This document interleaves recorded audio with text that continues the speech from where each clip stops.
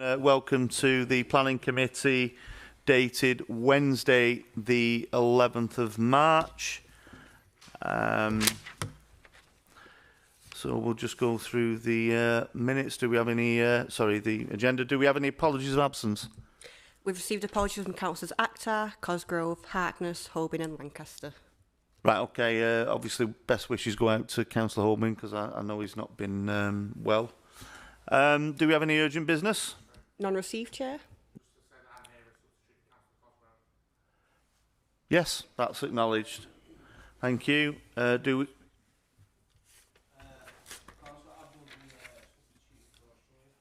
Okay, we've got that on record, yeah.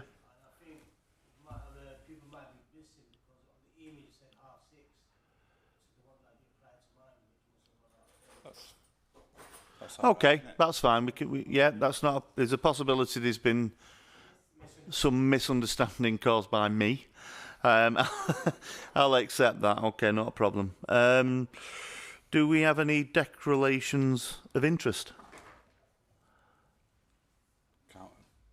Councillor Charters? Just with regards to item 7, I did contact Alan about this. The applicant contacted myself about some land that abuts his application to speak to TFGM. Right. Okay.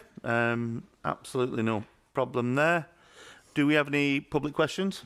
None received, Chair. Thank you. We'll move on to the minutes of the meeting of the Planning Committee held on the 11th of February. If we could seek to get an approval on them. They're currently unavailable, Chair. They'll be at the next meeting. Okay, that's fine. So I think now what we'll do is, do we have to vote on it, or do I just go? Okay, I'm just going to adjourn the meeting to obviously accommodate Ramadan. Thank you. We'll reconvene at past.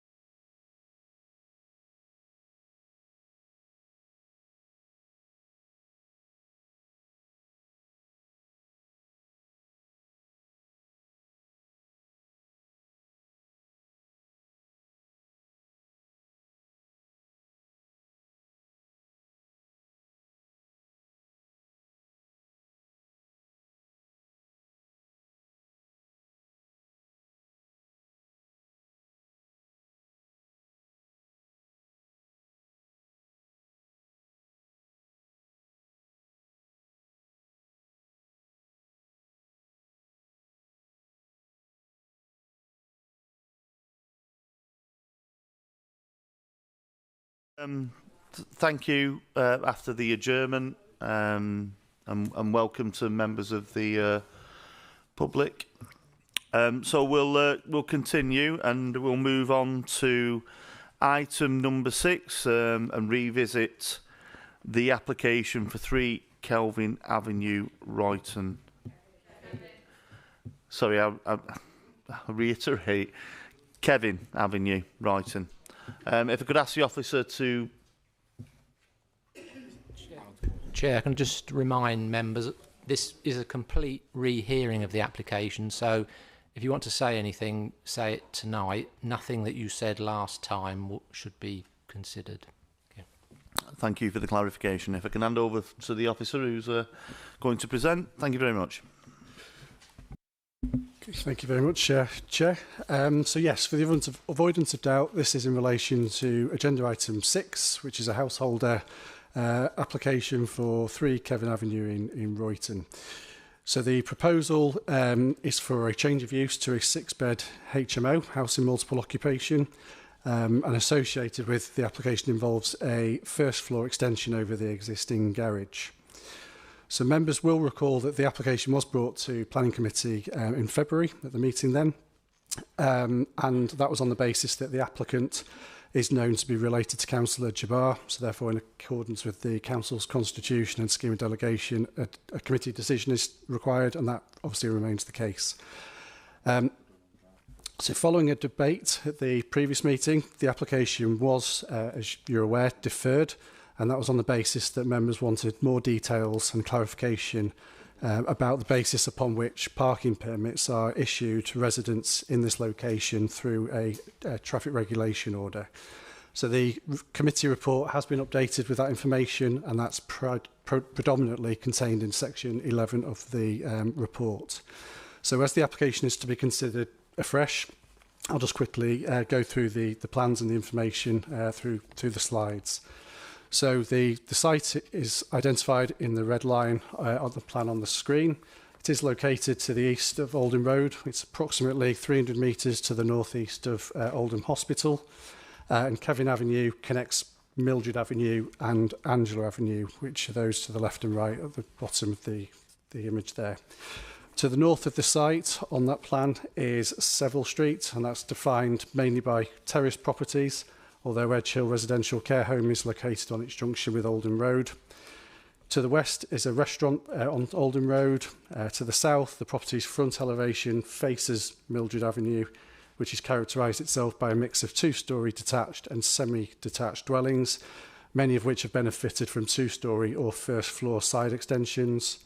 And Kevin Avenue itself is defined by semi-detached 2-storey dwellings, and number 3, Kevin Avenue in particular, for clarification, is a 2-storey semi-detached property of brick construction with an attached garage and hard standing to the front, which provides some off-road parking.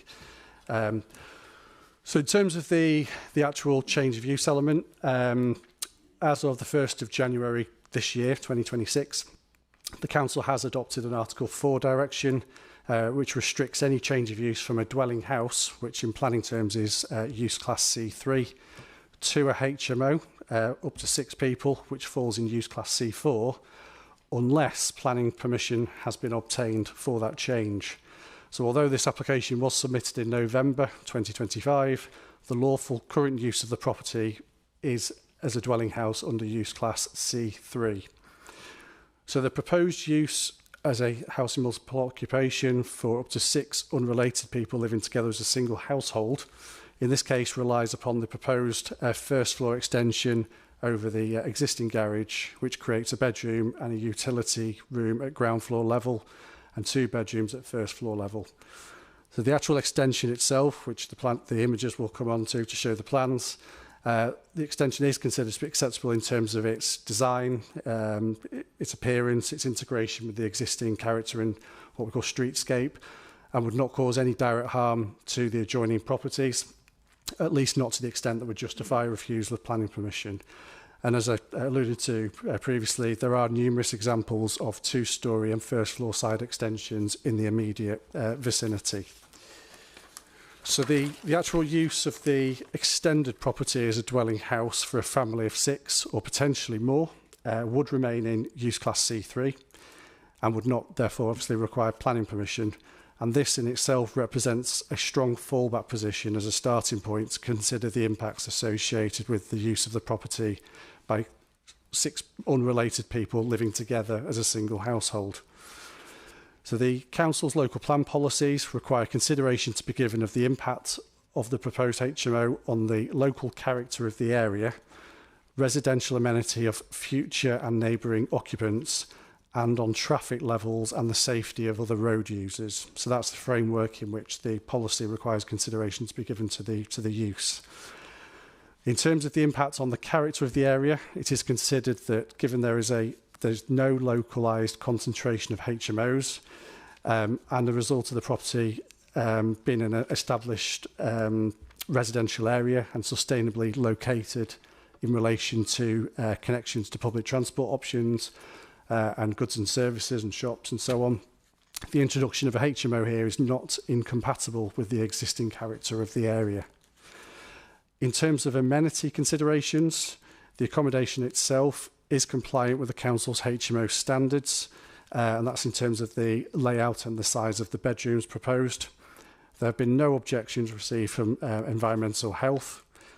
The physical appearance and impacts of the proposed extension would not be harmful to existing levels of residential amenity and are similar to other 2-storey extensions in the vicinity. Additional activities associated with the proposed use cannot be assumed to be materially greater than a large family occupying the same property as a dwelling. And provision for refuse storage facilities and cycle storage is also proposed. So in relation to parking provision and highway safety considerations, the property does offer off-road parking provision and is not considered to represent a materially different situation than that would otherwise be the case if the property was occupied by a large family.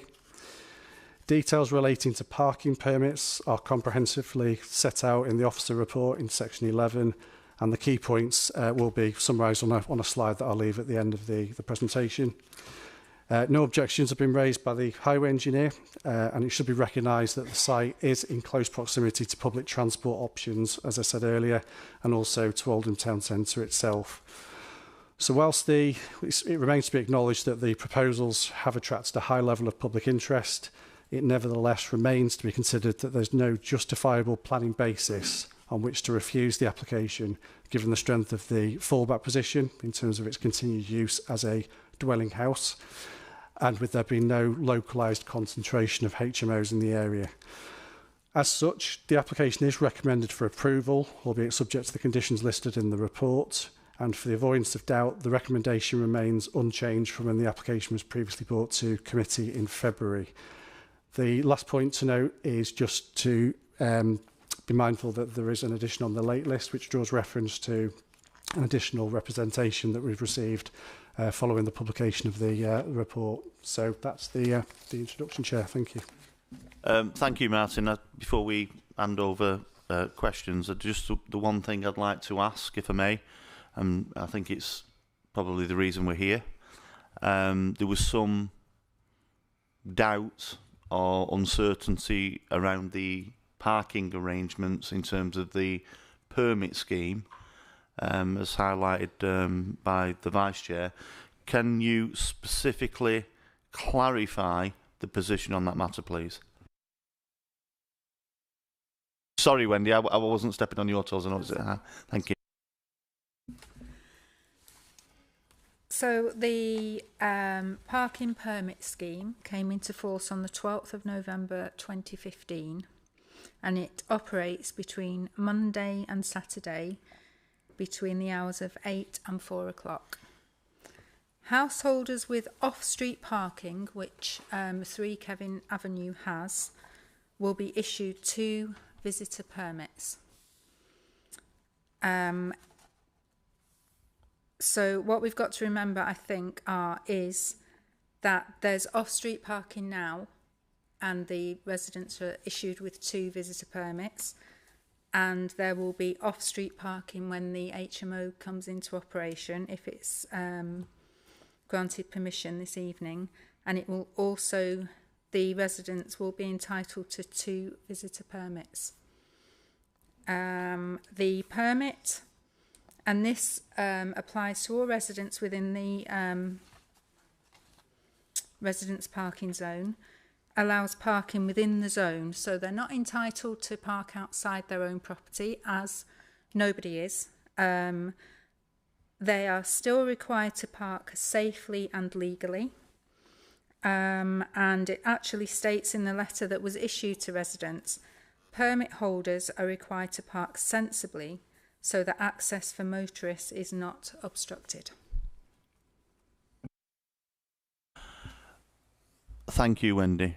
So in essence, irrespective of how many people occupy this property, they will only be issued with 2 visitor permits, and they can only fit 2 cars on the drive per se, yeah? Thank you. Have we got any questions, Councillor Charters? Thank you, Chair. Just going back to the floor plans, I was doing a bit of personal research around nationally defined space standards, nationally described space standards, and they don't seem to add up to me. So for a six-person house, I'll just get the thing up here, it's saying it should be 132 metres squared, and my math doesn't, the numbers on there don't add up to that. So I know I know our local plan doesn't actually reference those as adopted because the nationally described space standards came in afterwards, but with PFE and with the current draft local plan mentioning them, I just thought we should raise that because fundamentally I know that a lot of people's objections to HMOs are based around the fact that they are cramped and for people, you know, it's a small space for a lot of people. So I just wanted to know what our view on that is, because I mean, I know the bedrooms fit, but a 20 metre squared kitchen is the only sort of living space beyond the bedroom seems a bit, well, it seems very not a lot of room. Thank you. Thank you, Councillor Charters. Martin, could you? Yes, certainly. So obviously there's 2 elements of the application. We've got the change of use, then obviously we've got the extensions which are required to facilitate the size of that change of use in order to accommodate 6 individuals. So the actual space the nationally described space standards, the ones that originated in 2015 nationally, tend to apply to new properties. So that's where if we have an application for a number of dwellings, we make sure there's compliance with those in terms of the overall floor space, depending on the size of the unit in terms of number of bedrooms and the layout and so on. But this is comparable to a house extension, but with it being connected to a proposed HMO use that now obviously since the 1st of January requires planning permission, what we've had to revert back on through policy 11 in the local plan is referencing back to our HMO standards, which Environmental Health obviously offer a view on. And as I said in the introduction, Environmental Health have not offered an objection to the application. And that has obviously the references to the floor, the size of each of the bedrooms is clarified in the proposal section in paragraph 4.3. But they do comply with the HMO standards that the council has adopted. Thank you. Councillor Ackroyd. Sorry, Murphy.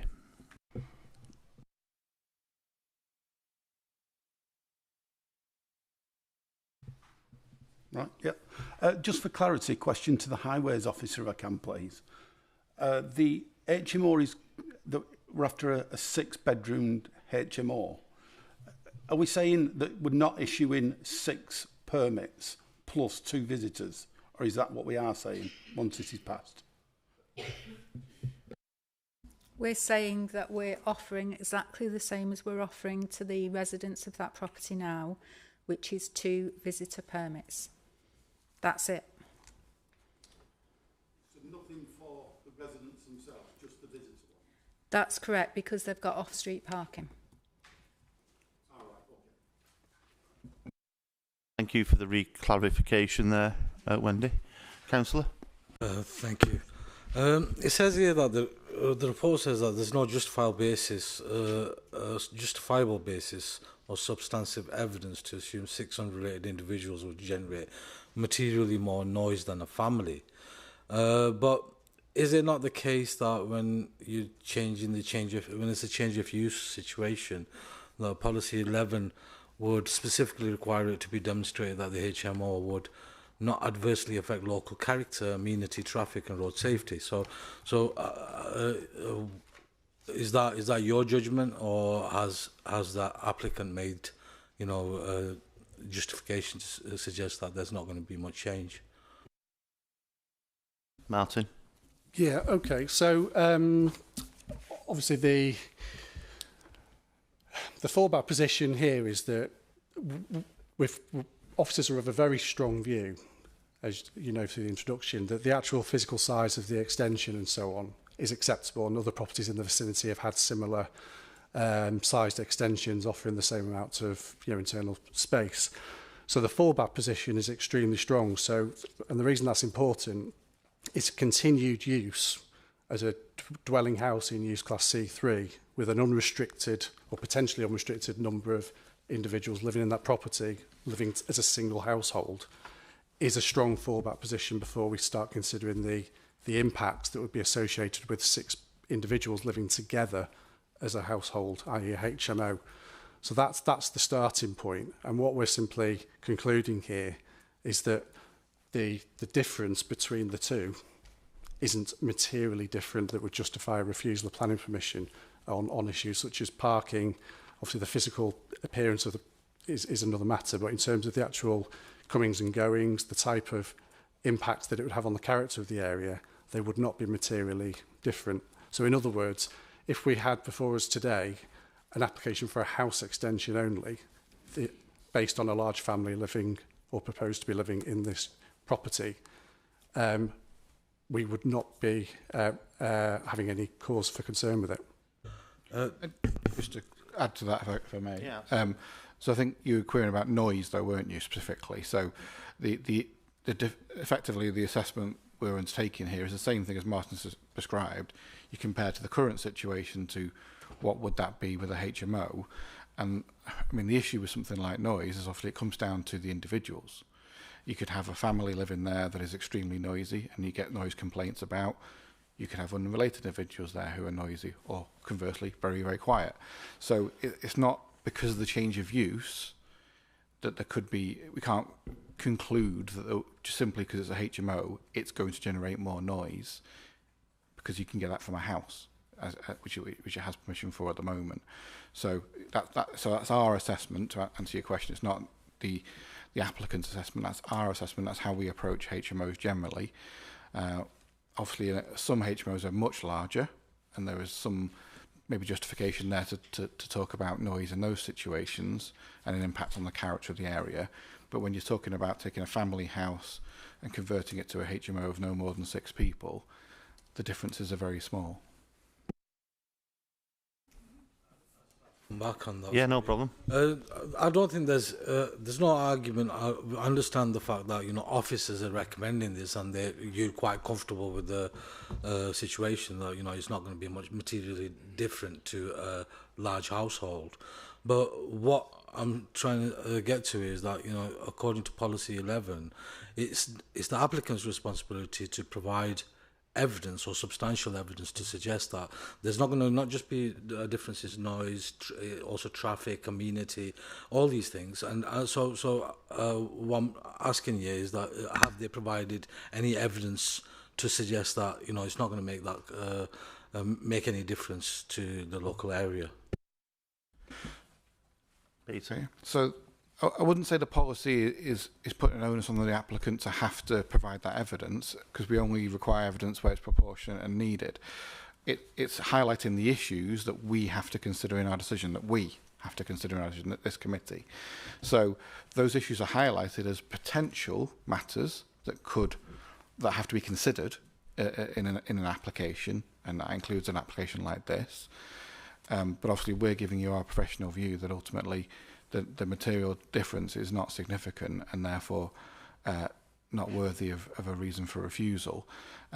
It doesn't require the applicant to provide that, you know, a noise assessment or anything like that in this situation, because it's such an established change of use that we're aware of. And as I've said, it's not any noise issue that might arise is not because of the change of use. It's because of an individual living in that property, and that could happen today with a family. Thank you. Yeah, that's fine. If you don't mind. So what, if members believe that, okay, if they consider that there's going to be about potentially six people living here, possibly more, if they all have a vehicle, it's for us, it's our judgment whether we think that that's going to really make a big difference in the local area, isn't it? It is for your judgment, but obviously if you're proposing a reason for refusal on that basis, you've got to be comfortable that it can be defended, and there's evidence to defend it when it comes to any possible appeal that the applicant may make. What I would clarify, because you specifically mentioned there about parking and what have you, obviously the difference here that compared to some other HMOs, for example, is you have got parking restrictions already in place. So in terms of the residents of this street, whether it's this property or any other property, if they're behaving lawfully and obeying the traffic regulation order, they're all on the same footing. And it doesn't matter whether it's a HMO or a house in that sense. They all get 2 visitor parking permits if they have off-street parking. And that's, so there's actually more control in this situation than there are in many other HMOs that we've had to pass in the past. So, you know, I think that there is actually a slight difference here in that sense. Now we've got to the bottom and clarified that the position of that TRO and the parking permits, there is actually more control in this case. Councillor Hurley. Thank you.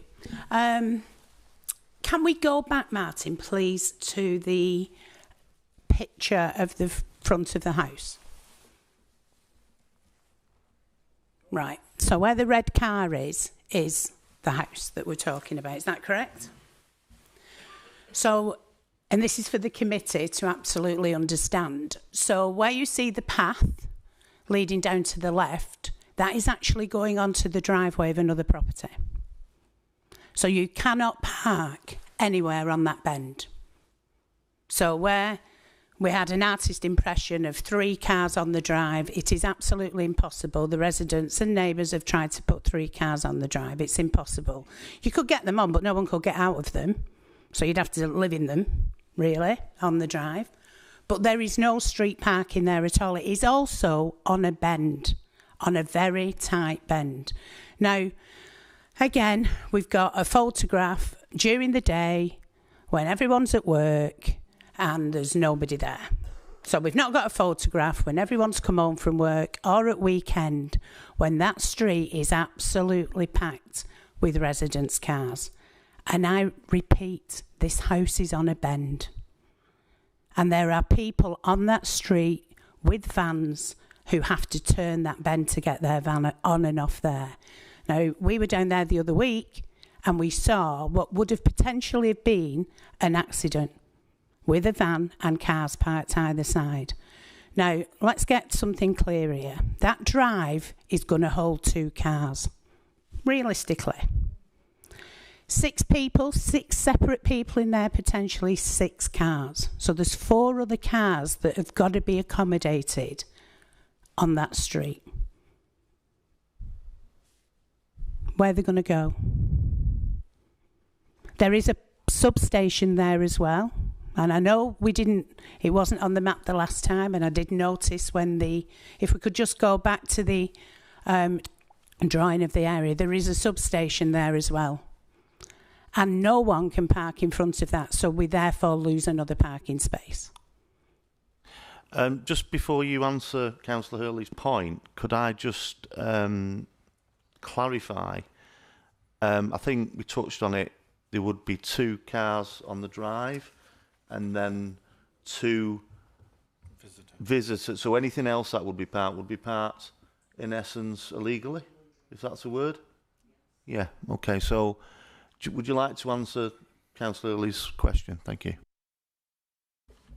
So I need to reiterate again, the provision of the permits for this property won't change from now. So the existing residents will have 2 visitor permits, and the future residents, if this is passed this evening, will have 2 visitor permits. So even if they did have 6 vehicles there, they could only legally park 2 on the driveway. I've only assessed it as 2 on the driveway. I haven't taken it as 3.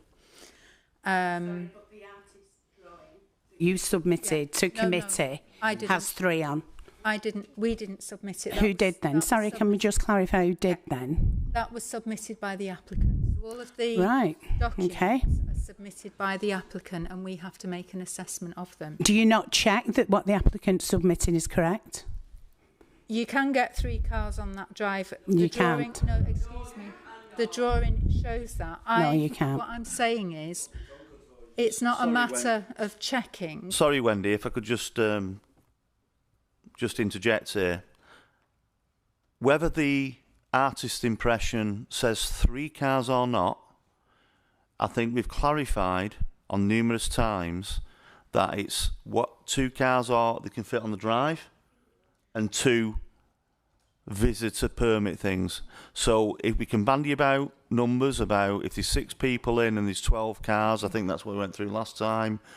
We've got to be absolutely crystal clear that from a traffic management point of view, there is the facility for 4 cars, 2 of which are on the drive, and that is in conjunction with every other property on that permit area. So, just to be clear, this property, as it stands now, could have 4 cars, and the property going forward in whatever shape or form that might take, has that same number of vehicles. So I think it's quite a moot point when we've specifically spelt out and clarified on more than one occasion. In fact, I think that's the reason we're sat here again. The number of cars are 2 on the drive and 2 visitor permits. Thank you. Councillor Early, would you like to carry on? Yeah, thank you. So, thank you for that, Chair, but it doesn't matter how many times we come back as long as it's the right decision. So, we needed to clarify the permit parking. That was unable to at the last time. It's not up to you how many times it comes back. If the information just as a point is of correct. clarification, I didn't say it was up to me how many times it came back. What I specifically said to you and other members, the reason we came back was to establish the parking situation in terms of the terms and conditions of the permit scheme, and we specifically now, I think it's on 3 or 4 occasions, confirm that. Now, if you want it confirming for a 5th time, that's fine. I'm happy to do that. Right. And I'm happy to sit here all night. I'm and not do it finished for you. speaking, right, actually. Okay. Thank you. Well, we'll let you carry on then, Thank you. So I think it just needs that people need to be absolutely sure that there is no on-street parking. Residents are already having to go and park somewhere else, so there is no on-street parking on that bend at all. And if people park illegally on that bend, it will cause an accident. I just needed to clarify that. Thank you, Chair. Do we have any councillor charters? Completely separate point. In regards to, in paragraph 10.4, talk about the proposal does not consider to result in a proliferation of HMOs in the area. It only looks at the 3 streets, so Kevin Avenue and then the adjoining Mildred Avenue and Angela Avenue. Now, I understand that is part of the council policy in terms of how far we have to look under the Article 4 direction. I think that's right, but Peter, correct me if I'm wrong. But I think for a lot of people, probably members of the public, us as ward councillors across the borough, proliferation of HMOs in an area doesn't mean the 3 streets, it means the wider area. So I just wondered if there's been any sort of assessment further out than those 3 streets of HMOs that might sort of speak to the concern that people have had around this? So, just to clarify, the assessment we're looking at with those 3 streets is not based upon the Article 4, it's based upon the draft policy that we've got in the emerging local plan that's out to the final round of publication representation at the moment before it gets submitted to for examination. So that's a policy approach where we're looking at within a set area of a property, you know, how many HMOs are there, and looking at that, because that goes back to the point that the councillor made before about the policy talks around character of an area. So obviously within a defined area, we're looking at if you have a proliferation of HMOs within that defined area, is that changing the character of the area? So as part of that draft policy that we've proposed, there are certain thresholds in terms of how many HMO, what percentage of properties could be HMOs before we feel it trips over into that proliferation. On a wider view, I don't have the figures to hand with me right now, but obviously as part of preparing the Article 4 direction and the reports that went to council, we did set out where there were, I wouldn't say there is any particular place where there is a proliferation already, but there is maybe some emerging. Royton was fairly low down on that list, so that there was other areas that certainly had more HMOs in the borough. Royton was less so in that sense. So I think on any account, whether it's a more localised area of 3 streets or whether it's broader in the Royton area, there isn't a proliferation of HMOs at the moment, and that's why we've assessed that adding 1 HMO on this street that doesn't currently have any HMOs cannot be considered a proliferation. Easy for me to say. Thanks. I just think it was important that we had that information because obviously all of us have different views on what a proliferation is and, you know, what a local area is. So I think that's just important for us to clarify. Thanks. Thank you, Councillor Hurley. Thank you. Peter, you said there are less so HMOs. Can you just clarify for me, are those registered HMOs that you're talking about there are less so? So as per what was presented to the council in the Article 4 direction reports, obviously we do know where all the registered HMOs are. We also know where many of the so registered, for benefit of all, registered HMO is 5 people and above. Obviously under planning classes such as this HMO change of use, you talk about a smaller HMO being 3 to 6 people. So obviously those HMOs that have 5 or 6 that exist already would be registered. We definitely know about them. We also know about many that are 3 or 4 people, even though they don't have to be registered, because either they have had to get planning permission for some reason in the past, they have had to sort building control approval, so we have evidence from that point of view, or through council tax records. So we've been upfront in terms of that council report that can we be sure that we've captured every 3 and 4 bedroom HMO? No, we've been quite open about that, but we have a good idea, and obviously a lot of HMOs tend to be more than 3 or 4 beds anyway. So I think we're fairly comfortable that the data we have is a reasonable reflection of the situation across different parts of the borough. Thank you. The reason I'm asking that is that these residents are passionate about the area where they live. And they went out and started to talk to people, knock on doors and ask questions. They have found 16 3 to 4 bedroom HMOs in the 3 streets surrounding there. If these are less so, maybe for us as a committee, you can tell us how many HMOs are acceptable. Because 16 family homes, and let's get this clear, these are family homes that have been taken and converted into HMOs in 3 streets surrounding Kevin Avenue. 16. Let that sink in. 16 family homes this area has lost. So how many is too many? So, as I was referring to Councillor Charter's question, obviously there's a policy or an emerging policy that sets a proportion of properties in a given area, draw a radius around a property, and you work out how many of those properties are HMOs and whether it trips over the percentage. So that's what we would use. And when I was referring to less so in terms of the proliferation of HMOs, as we were talking about there within Royton, it's because in comparison to other areas, the amount of HMOs we know about is fewer in the Royton area than there is in some other areas. And that's what I was saying when I said less so. In terms of what you're referring to about 16 HMOs, I don't have that evidence before me in terms of that information, and I would need to have to inform that assessment. We would have to go away and do our own check. So all I would simply encourage is for people to share that information with us if they have that concern, so we can update our figures and reflect. Investigate first and double check, and if they are HMOs, we would add them to our our our database of HMOs, and what have you. But obviously, at this point in time, I have, other than obviously the hearsay that you're reporting, I don't have any evidence of that. Sorry, Councillor Hurley, do you have the evidence you'd like to present? Yeah, the residents has got the evidence because they've been out there, and as I've said, and spoke to people in the streets to find these HMOs. What we've demonstrated here is this area is saturated.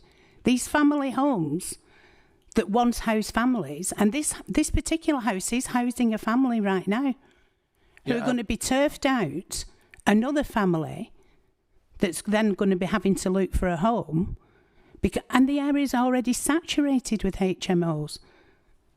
And as officers, do you know what I mean? I am telling you your job. You should come here and be able to say to these applicants, hang on a minute, we have got so many registered HMOs and we know of the others in the area. This area is saturated. We're changing the environment. We're changing the look of the area.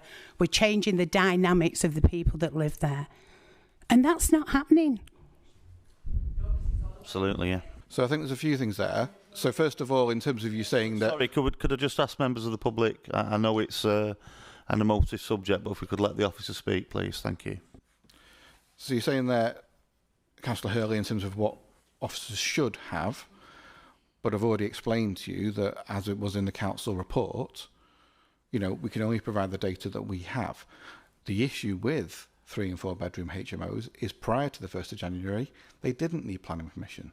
So there was no requirement for anyone to notify us of them, and we had no way of requiring someone to give us that information. We have gone out and done our own research to the best of our ability with the data that we have, like I've said, with council tax, planning permission where that was relevant in certain cases, and building control records. But until we now start to get more applications coming in and permissions granted for 3 and 4 bedroom HMOs, there wasn't a requirement of that. So we've provided what we can. I reiterate, obviously, I appreciate what you've said in terms of what residents have done. That doesn't mean that is correct. There are a number of different types of properties that often get confused for HMOs and they're not HMOs. And so until I have that evidence before me and it can be assessed by officers to an investigator to see whether they are HMOs or not, the position is, as I've set out, the data is what it is that we have, and that's what we have to work with. So, can I just check? So are you saying that residents are telling falsehoods to this committee? No, that's not what I said at all. Sorry, I just wanted to set clear them that. words Thank back, you. Councillor Hurley, because that's an accusation level against an officer.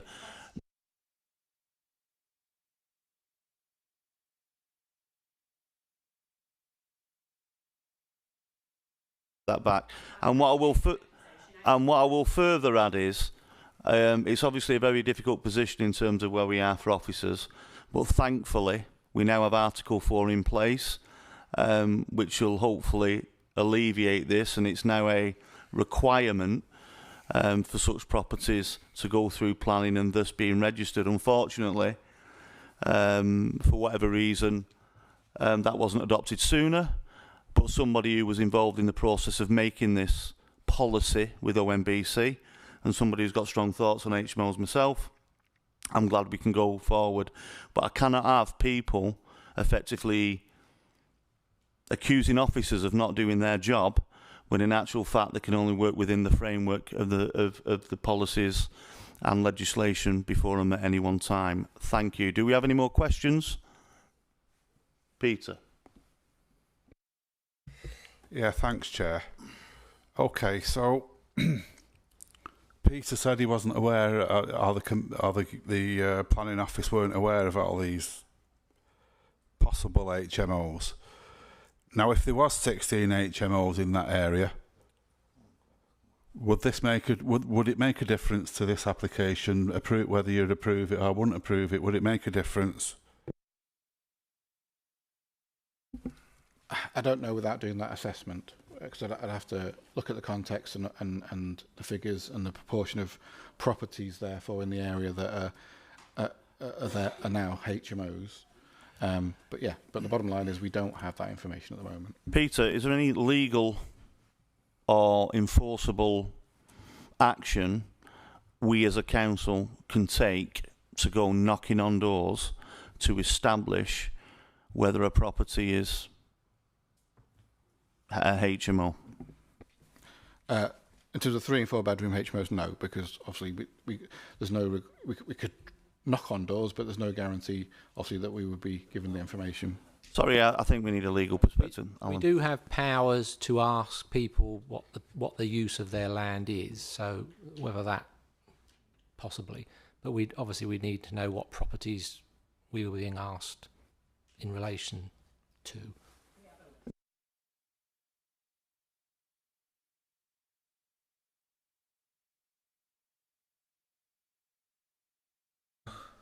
Just in regards to obviously what I discussed earlier, again, there's no real evidence which has been put forward by the applicant, and the same as following on from that theme in regards to the parking. I understand there's 2 off-street parking, and just like every other household, there's 2 visitor parking there. But what you're not taking into account is that will that stop potentially occupants of that HMO having vehicles, and will there be overspill in the area? Okay, where there's parking restrictions, there's parking restrictions, but we still have to see what impact the overspill will have, because if you've got a car, you've got a car. If you need a car, you're going to have a car. If you can't park in the close vicinity of the HMO, you're going to overspill into the other areas. Now, there's nothing in this report to suggest that the applicant has made any assertions what's going to happen on that. There's nothing in this report to suggest that we or the officers have carried out any kind of surveys to see what kind of effect on overspills and informal parking on nearby roads there are. So I just feel like a lot of this is done on assumptions that we are making, so that's my position on that. Before you answer that, could you please clarify, do you make such assumptions on every HMO application, or is this specific to this? In a sense of, there is data and evidence out there to suggest, how, in the example you're giving about vehicle ownership, how many tenants of a HMO, would typically have a vehicle and that kind of thing. That is what we base it on, in terms of the sense of, there is, in this example, as you're talking about here, six potential unrelated individuals here. You're suggesting about the applicant should be able to provide information, but of course at this point in time, the applicant doesn't know who's going to be living there. There are no tenants at this point in time, so we don't know. He or she can't know. We can't know how many vehicles those 6 people will own. Just as if a family was living there, we cannot know or restrict how many vehicles they own. So I think that we have to bear that in mind. And that's why we're saying about, there's no restriction to the number of vehicles a property has now as a house, and there wouldn't be as a HMO. But what we can say is that obviously no more than 4 of them would be able to park either on the driveway or on this street, because of the permits, they would have to park further away, as happens with some properties already from what's been said tonight. I think what we have to bear in mind and say is ultimately with a HMO, it is not likely that every person in that HMO will own a vehicle. In fact, very few of them might do. We don't know. But in terms of the evidence and in terms of the knowledge we have of HMOs and who occupies them, and bearing in mind this is on a prime public transport route as well, with regular bus links and what have you, we have to work on that basis and make certain assumptions, as you put it, based upon our knowledge of how HMOs operate. Sorry, Councillor. Thank you, Chair. I think Peter's mostly answered the question I was going to go into. We're assuming that the 6 bedroom, there's going to be 6 cars coming into the property. I mean, that in practice, I don't think it works. I live facing a house. I mean, me and Councillor Machine live facing near what's it called, HMO. It's a 5 bedroom or 6 bedroom, it's a big property. And we don't have issues concerning that's all. And we are thinking that people in HMOs are going to cause issues, noise, concerns. But when we, as a planning committee, we've got to go off the facts of the training we've been through to mark it, that does it fit, does it agree with the planning guidelines? That's what we've got to go off, and that's what we've got to predict off. And I totally understand, I mean, the community up there, I'd love to see the big numbers who care about the community, because people in HMOs are not all bad people in HMOs. Yeah, I'm just saying, because, and 6 cars, 6 people, that we keep on rotating. I mean, last meeting we had clarification that there's 2 off-road parkings and 2 permit holders with exactly the same as all the other properties on there. So I think you have answered most of the questions, and just wanted to say that. Thank you. Councillor Stian, I think you're missing the point. I don't think it's anybody suggesting that there's people living in HMOs are particularly bad or a nuisance, or in that sense. It's the situation that we're allowing them to be put in. We're putting them in a property and assuming that they're going to have less than 6 cars if there's 6 of them living there, yeah? And we're also, even that's an assumption that there's going to be 6 people living there. There could be more, you know, like there could be 2 to a room. We don't know that.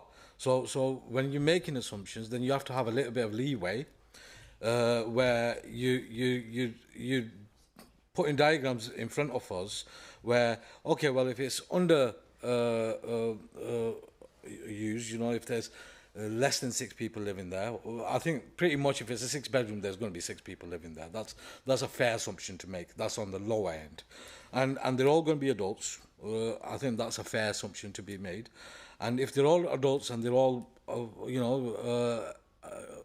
working, there's a good chance that, you know, they're going to have cars. And if we're assuming there's going to be 6 cars, potentially there could be more as well. If there's a couple, they could both have a car each.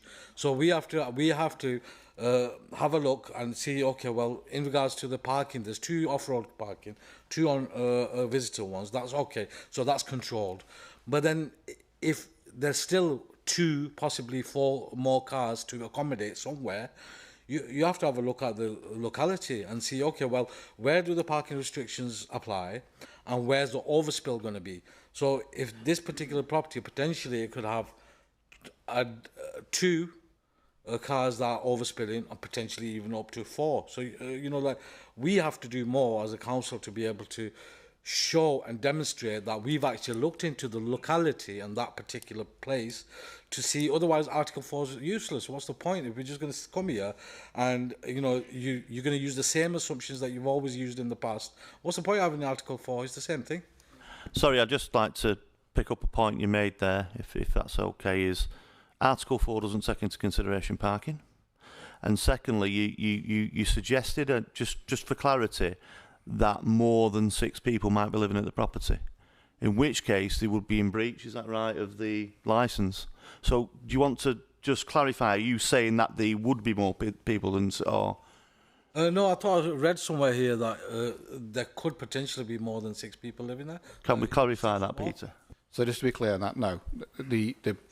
When you're talking about a HMO of a use class C4 HMO like this, it's 3 to 6 unrelated people. It's not about bedrooms, it's about people. So under the permission that they're applying for, if it was granted, they could not have more than 6 people in this property. Well, related people then. So if you've got a couple, can they share a room? No, it's still about 6. Well, when we say unrelated people, what we're saying is that, so even if there were, say, 2 families sharing this HMO, that's classed as unrelated because there is 2 families, but there can be no more than 6 people in it. But and obviously the way this is set up, Let's just say individuals. Yeah, Forget individuals. whether So they're 6 related or individuals. not. You can't have more than 6. Not in. If this is what's granted permission for tonight, yeah. Okay, well, I didn't use figures. I appreciate the clarification. And if I can just pick up in terms of the parking lot, obviously I understand what you're saying in terms of if there were 6 cars. Yeah. But what we're saying to you is from our professional experience and from our understanding of how HMOs operate, it is highly unlikely that all 6 individuals would have a car. The nature of people that live in a HMO, again, I said this last time, many of us in this room lived in a HMO. I've lived in a HMO. I've worked while living in a HMO. Never owned a car when I was in a HMO. You know, and there are others, and that's just my example, but there are others too. It's not evidence, is it? Well, but there's no evidence either that there will be 6. So that's the point. We have to make an assessment based upon how we know HMOs tend to operate. So could I just again go back to the legalities of what we're talking about? I don't believe there's a law limiting an individual how many cars they can buy or operate, is there? Absolutely not. So one individual in there perhaps could own 15 cars potentially. But the way the parking is managed is through an applied permit scheme, which we've been over quite a bit now, which facilitates 2 cars on the drive and 2 visitor parking permits. Now, look, if other people own vehicles, I've lived in fact, I moved out of a house because of the lack of parking and the confrontations with neighbours and stuff, and people having 3 cars when they only needed 1. But unfortunately, it is not within the remit of this committee to take that as a material consideration. Is that correct? I think how I would phrase it is simply to say that obviously what we're doing here in assessing the application is comparing what a proposed HMO use, the impacts that would have with the existing dwelling. And as Councillor Hint said, you could have 1 family there and they could own umpteen cars because there's no restriction on how many cars someone can own. And so that's what we're trying to draw the comparison, is that if there's a number of cars with visitors and what have you to a family, and the same with a HMO, that the numbers are comparable and similar in terms of what we would assume both a dwelling and a 6-bed HMO would operate on. This isn't working. Well, that's a matter of opinion as well, because a household with 6 people and a HMO with 6 people, it's a totally different dynamic. You know, like you're gonna have more people standing outside having cigarettes. These are opinions, aren't they? You know, exactly. You're making an opinion, aren't you? So is he. You know, well, there we go. But I think officers are more concerned with the. Well, look, it's opinions both ways. Well, we don't deal with opinions when we're considering. There saying that, you know, this is equivalent to a household, you know, a normal household, which there'll be 2 adults and possibly some kids, and then a HMO with 6 adults in there. That's equivalent. Yeah, that's opinion, and I don't. Well, the fact is, and I'd just like to reiterate. Sorry for cutting you off a little bit. The fact is, and it's not an opinion. It's a fact that we've clarified. It's a fact that we've clarified that the parking is for 2. So what you're saying, you moved on from parking to people smoking outside. I don't know how we could. Well, I don't know. I don't know. You could expect the planning committee to qualify that. The thing is that just because last time it had to come back again because of parking. We're not just talking about parking today. We talk about everything. Look, that's part of the amenity, isn't it? Yeah. The character of the building, smoking. That's one. You're picking one thing which I've said out of there. So don't be like that. Yeah, I'm talking about slamming doors, visitors coming in and out, turnover of tenants. You know that. So don't play those games with me, please. I'm not playing games with you. I'm reminding you of every other. I'm reminding you of every other HMO application. That's say right. We're talking about people smoking outside. Well, that's what you brought up. Making funny faces. Well, you brought playing up those games with me. You brought up as a which I find a quite. You brought up as what I can perceive as a reason to consider smoking outside the properties. So I'm just going to clarify that with the planning officers, just for your benefit and others. Is smoking outside the property in any way a considerable factor when considering this application? I'm not going to get drawn into that.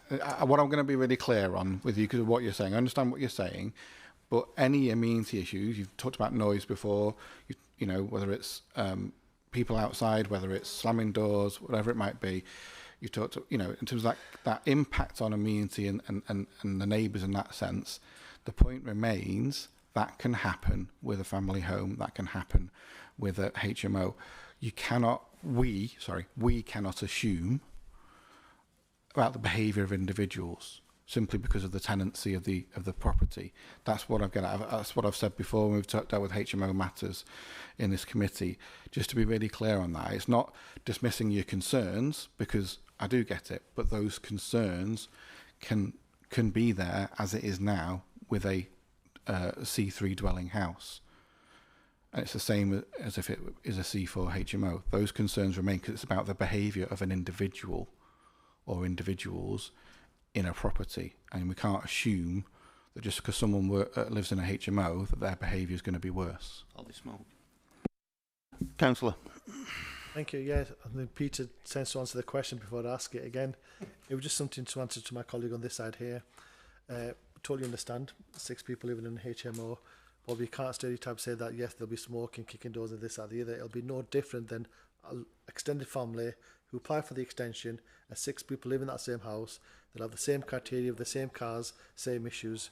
It's no different than the HMO. Thank you, guys.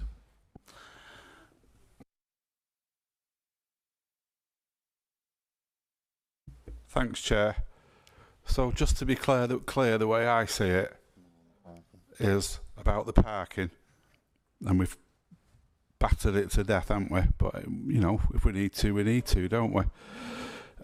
The way I see it is it's exactly the same situation as it is with the property now, providing that the visitor parking ticket passes are for the people who live in the property.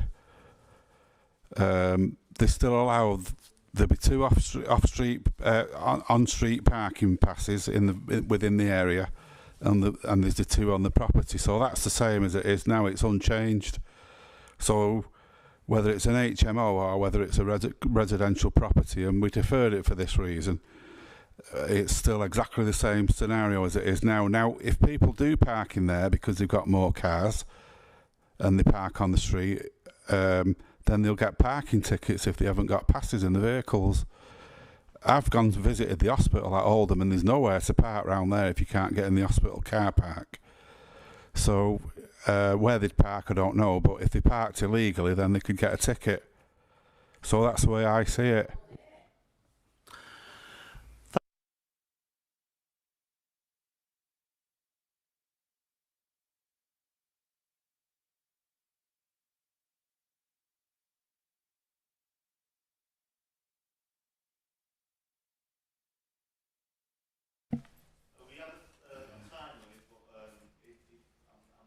Three minutes. Can I just ask if the pictures and videos have they come through? So yeah, we've got some videos, some pictures ready to go on the screen. Just to be clear, we couldn't put all of them on there because of data protection and what have you. Right. Particularly with videos, obviously we can't blur out faces on number plates and that kind of thing. So, but we've put some of the photos up that help make your point. Okay, thank you. Right, so apologies from some of the neighbours that are unable to be here tonight. Ramadan is why they're not here. But they are just as supportive. So at the last meeting, it was said that you didn't know about 3 and 4 bed HMOs. So I've actually been out to see how many are in our local area. And it did shock me, 16. Them are the addresses. I'm not going to share that info because you just said about sharing. I'm not being awkward, but I've been out doing the legwork. So if I can do it, drop my granddaughter off at school, then I've been on them roads talking to the neighbours. So if I can do it, I don't see why Oldham Council can't do it. Okay? Right. I did speak to the people who live on the streets. There was anger and upset. 2 of the 16, the neighbours did seem okay with the HMO. What came across was the lack of duty of care from Oldham Council. Comments like, they're not bothered, they don't listen, and it's all about the money. Family houses are being eradicated because of HMOs. Again, 16 near us that I know of. The current tenants for the last 48 hours have had water gushing through the ceiling through the light fitting. The landlord won't answer the phone to them. If he can't look after the current tenants, how on earth is he going to look after another 6 tenants? How are they supposed to manage? They've got water. A plumber come and he's actually put the wrong pipe and it's still gushing through the electric fitting, the ceiling fitting. So he has been fined previously, last year, for ignoring repairs on the property. And it feels like the council and landlord relationship was disregarded at the last meeting. It's so easy to say, he forgot. What's been done about that? I'm going to say I forgot to pay my council tax. Think I'll get away with it? I don't think so. So the pictures, videos that we took them the other Saturday to show the reality. And tonight coming out, I could have used tonight's pictures because it's so busy around that corner tonight. You previously said 2 cars parking in front of the house. Well, that's not possible because number 1 would be completely blocked in and number 5 wouldn't be able to get his car off the drive. We did try to get 3 cars on the drive. Again, it's not possible. And on your diagrams, one of the cars is slanted. Well, there's a little wall in front of the house as well. You just can't get 3 cars on that drive.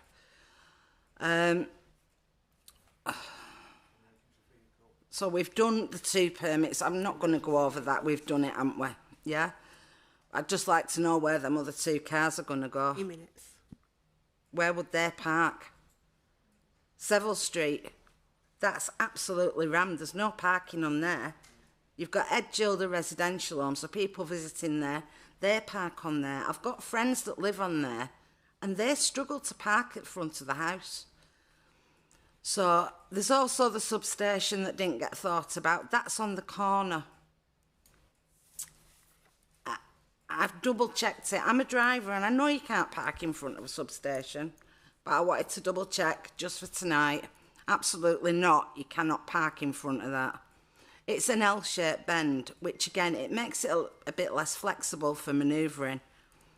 I do think planning officers should do the visits at the weekend or at tea time when people are not when they're not at work. That then would be a bit more realistic. I'm not telling you how to do your jobs.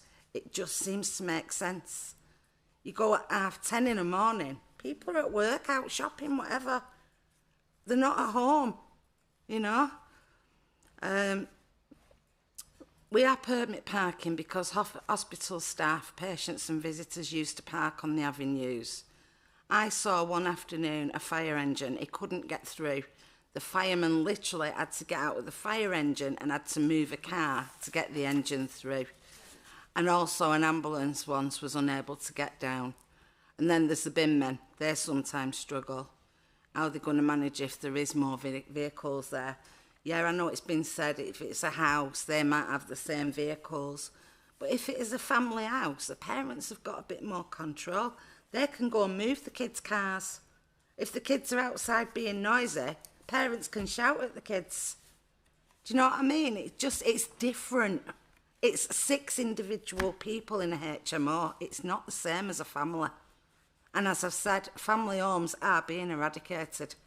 16 in the local to us. 16 HMOs. It's ridiculous. I was really shocked.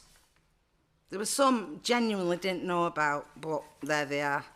And like I said, that was just doing a bit of legwork after school drop-off in the morning. But yeah, the pictures, that was what we did the other Saturday. Just to try and show, is that the only ones we've got? Pictures? Yeah. See, there were better ones because there was one on a video and it was, as we was doing it, there was a Royal Mail post van coming round the bend and he was struggling. We had a van as well coming round and they were struggling to get round because of the parking with it being an L shape. I'm going to bring it in. Okay, thank you for that. And just on a personal level, there's a lot of things that resonate with what you've said for me personally. But it's the reality of the fact that when applications come in front of us, we are restricted to what we can and cannot take as a consideration, because ultimately, if we make a decision that isn't based on material grounds, then should we make I wouldn't say the wrong decision, in fact in many respects I'd say the morally correct one, then we are open to appeal. So that doesn't mean it's stopped, it means it can go down a further process. So as responsible members of this committee and a responsible chair, we would always look to see if we could oppose or reject an application based on something that was fundamental in the sense that we could fight it and stop it from happening, and not, like it seems in many respects, just pay lip service to residents and push it further down the road and giving them false hope. So what I'm going to do, I'm going to hand over to Peter now to address the issues that you've raised. Thank you. Can I just ask though? Sorry. You can. No, you I've had can. my time, but No, that's fine. Yeah. When I said about him being fined, the landlord was fined last year. There's like, you grant these HMOs, but it's like the landlords aren't vetted. Are they actually looking after them tenants? Are they actually looking after that property? Yeah. Okay, I'll pick up that point first, just for the committee's clarification. So, obviously, all we're considering tonight is whether to grant planning permission. A HMO of up to 6 people would require a HMO licence as well. It's a separate process. And so as part of that process, yes, who the landlord is and whether they're suitable as a landlord is considered. So simply because planning permission might be granted tonight doesn't mean it can go away and become a HMO straight away. They still have to get a licence and go through that process, which is a separate process. I just wanted to clarify a couple of things. I feel like there's still some misunderstanding of some of the things that we've said tonight in relation to parking. So just to be really clear, we have said, obviously, as well as the 2 off-street spaces that we've assumed, there will be 2 permits for each property as well, as there is for every other property on the street. What Wendy was really clear, explicitly saying before, is that that doesn't guarantee that every person on that street can park in front of their house.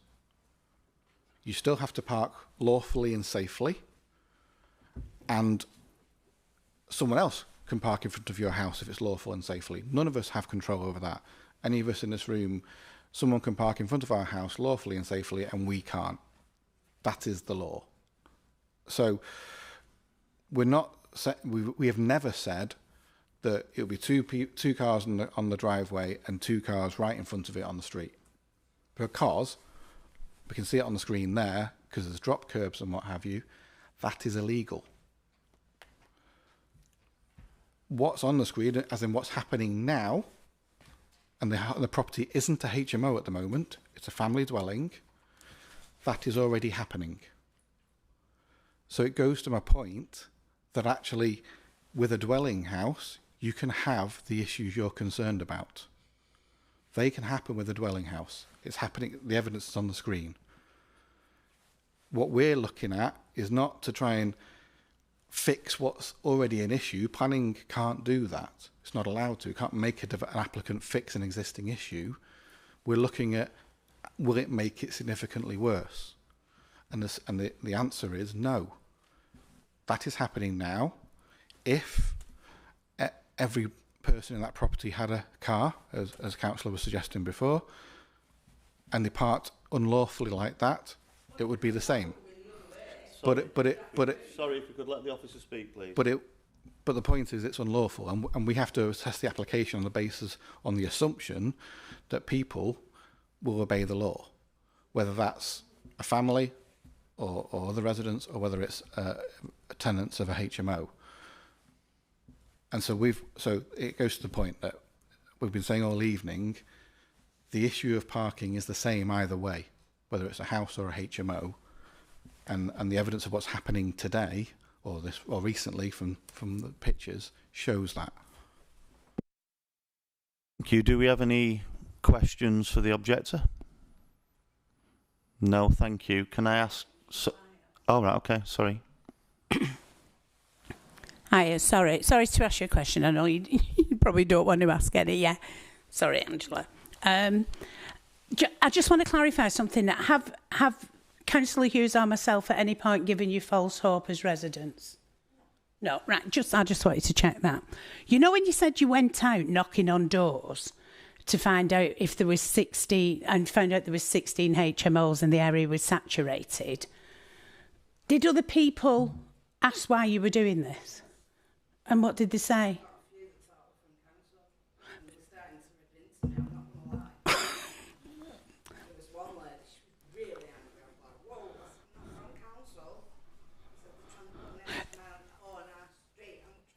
No, I don't mean. Sorry, I don't mean that. Maybe I didn't make it clear, but thank you for that.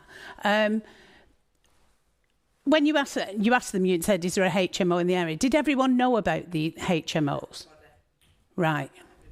Okay. So some people were surprised to find out there was. A lot thought, because there were lots of comings and goings. Right. It wasn't 100%. Right. Okay. So they are included in your list, the thought ones. All right, you've put the thought ones in. Oh, they're the ones you found out afterwards, right? Okay, right, yeah, right. So you have actually found 16 HMOs in the 3 streets around your house, which demonstrates the area is quite saturated. Right, thank you.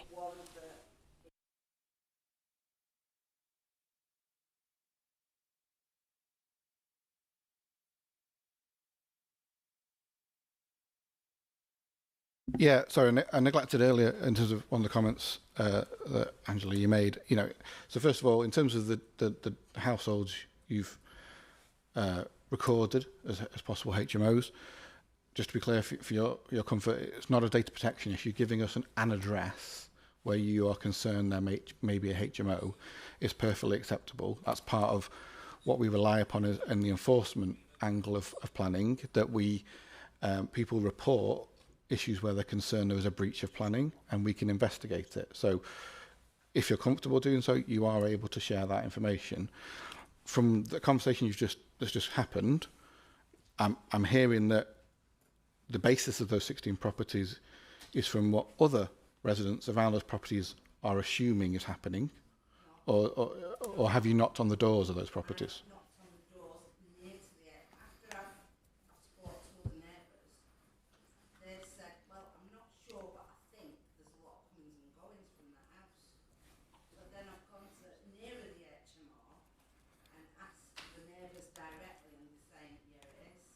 Okay, so again, that's why I go to the point in terms of we would need to do our own investigation, because simply, obviously, what neighbours might think is happening or what you think it's in the use of doesn't mean it is. So I think, I say, if you're comfortable sharing those addresses, we will investigate whether they are HMOs, whether there's been a breach or not. And obviously, if there are HMOs and they're lawful, we would add them to our database. But obviously, at this point in time, we don't know they are all HMOs, because, as I say, there can be confusion between what is a HMO and what is other types of property. Sorry, that would be speculative, wouldn't it? Councillor. Yeah, thank you, Chair. Pete just answered some of the questions. When did you complete the list that you've got there?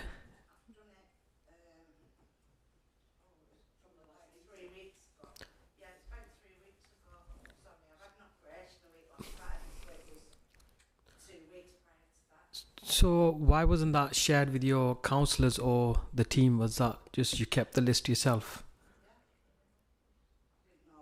To be sharing it.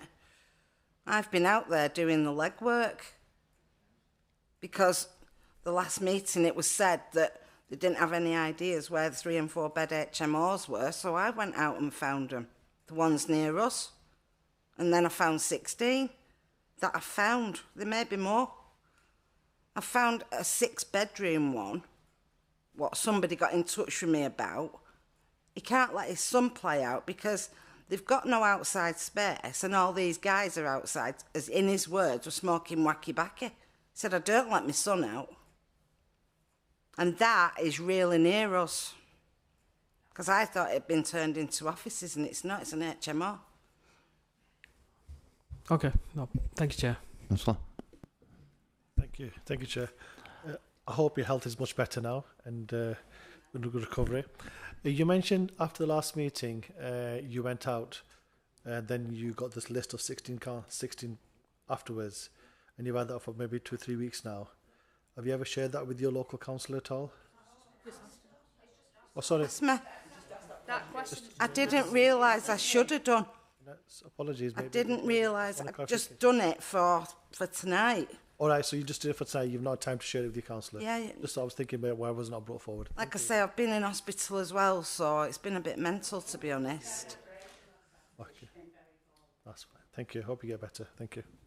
Right, I'm going to call the ward councillor to speak, if you would. Is there a time limit on this or 5 minutes? Okay, thank you. Thank you. At present, Kevin Avenue functions as a permit-only parking area, permitting 2 designated parking spaces per household. The introduction of a HMO will significantly impact the parking difficulties faced by residents already, thereby rendering it increasingly challenging for families to secure appropriate parking. This matter is particularly urgent as many residents are already experiencing significant difficulties in securing available parking spaces. Our community is characterised by a long-standing history of stability, with numerous residents having resided here for many years.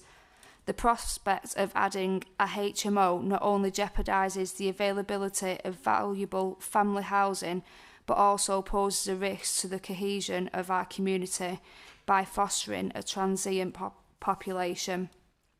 Prior to the Christmas period, nearby residents received formal notification regarding the planning application.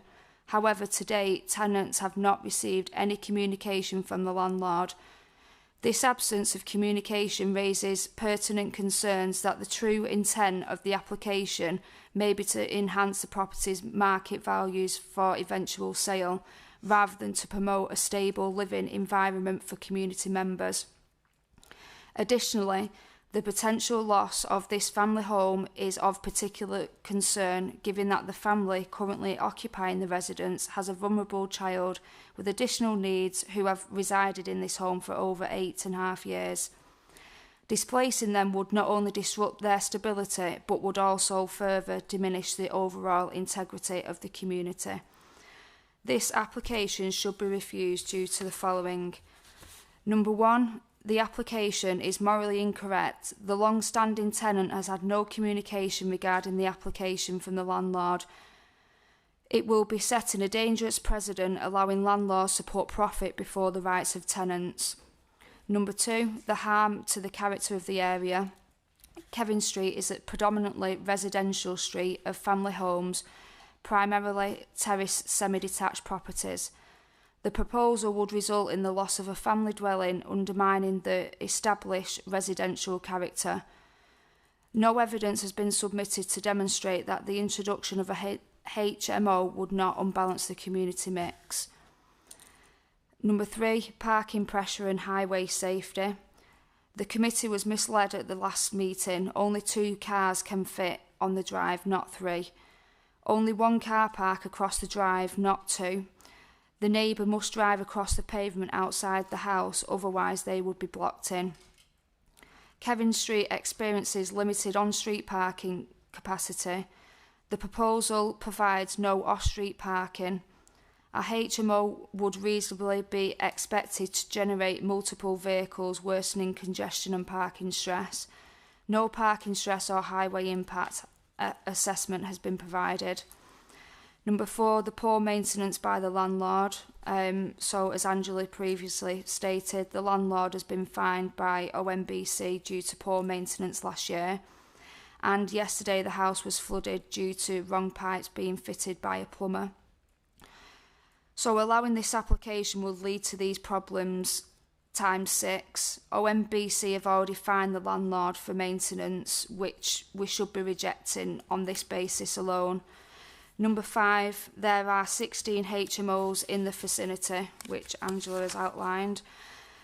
So the proposal would exacerbate existing parking pressures, leading to highway safety concerns and inconvenience to existing residents. Significant issues regarding existing maintenance of the property will be escalated. Due to the reasons above, I respectfully request that the Planning Committee refuse this application. Thank you. Thank you, Councillor. Do we have any questions for the Councillor? Councillor Charters? Thanks, Chair.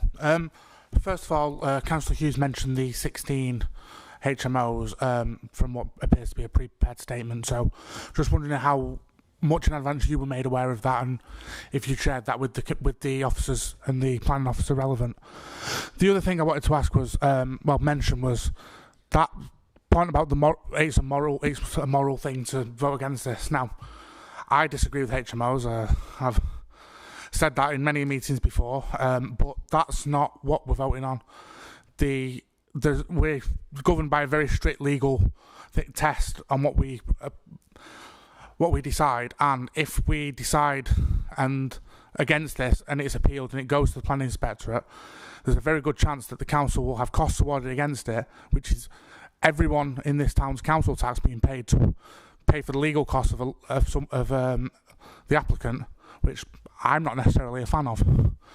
So I just want to more make members aware, whether they're on this committee or not, is that we aren't voting on our opinions or moral things. We are voting on the very strict legal test that we have to follow, because otherwise we are doing a disservice to the town. And I completely get the points that you make, and I don't disagree with a lot of them, but we have to also look at it from that sort of quasi-judicial way of looking at things. Thank you, Councillor Charters. I mean, my personal view is, if it was a moral vote, there wouldn't be one HMO, or very few, that would get through. And as a council, we are extremely restricted, and we're also legislated against by national policy, which is something we have to adhere to. And what I would say, through efforts, long overdue in my view, but nevertheless, we've now instilled Article 4, and of course the benefits are not immediate, and secondly, the licensing policy is something which is under review and will be beefed up. So I remind everyone here our responsibilities as members of this committee. It's something I've learned as well, so I'll be perfectly frank. It's our obligation to judge these applications in the framework and legislation that is applied, and I think that should be consistent. So if we for some reason reject one, but on a different application approve another, again, faith is lost in the consistency of what we do. So I just wanted to make that statement. I don't think there is anyone, residents or committee members, who don't acknowledge the facts of the situation we're in terms of our housing situation locally, and how that has been used by those who have less of a moral compass. And that's not everyone, because, you know, quite rightly it's been specified that there are some HMOs. I know there's a lot of councillors who have some impact and associations with that.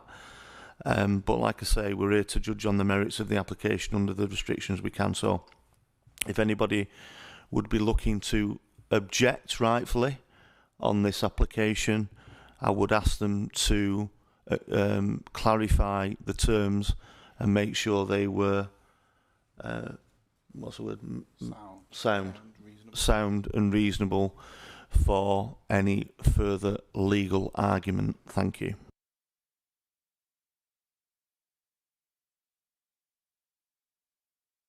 Any further questions for Councillor Hughes? Thank you. Councillor, can you explain the dynamic of the area? I'm not 100%. How many streets are affected by this scheme, the parking scheme? On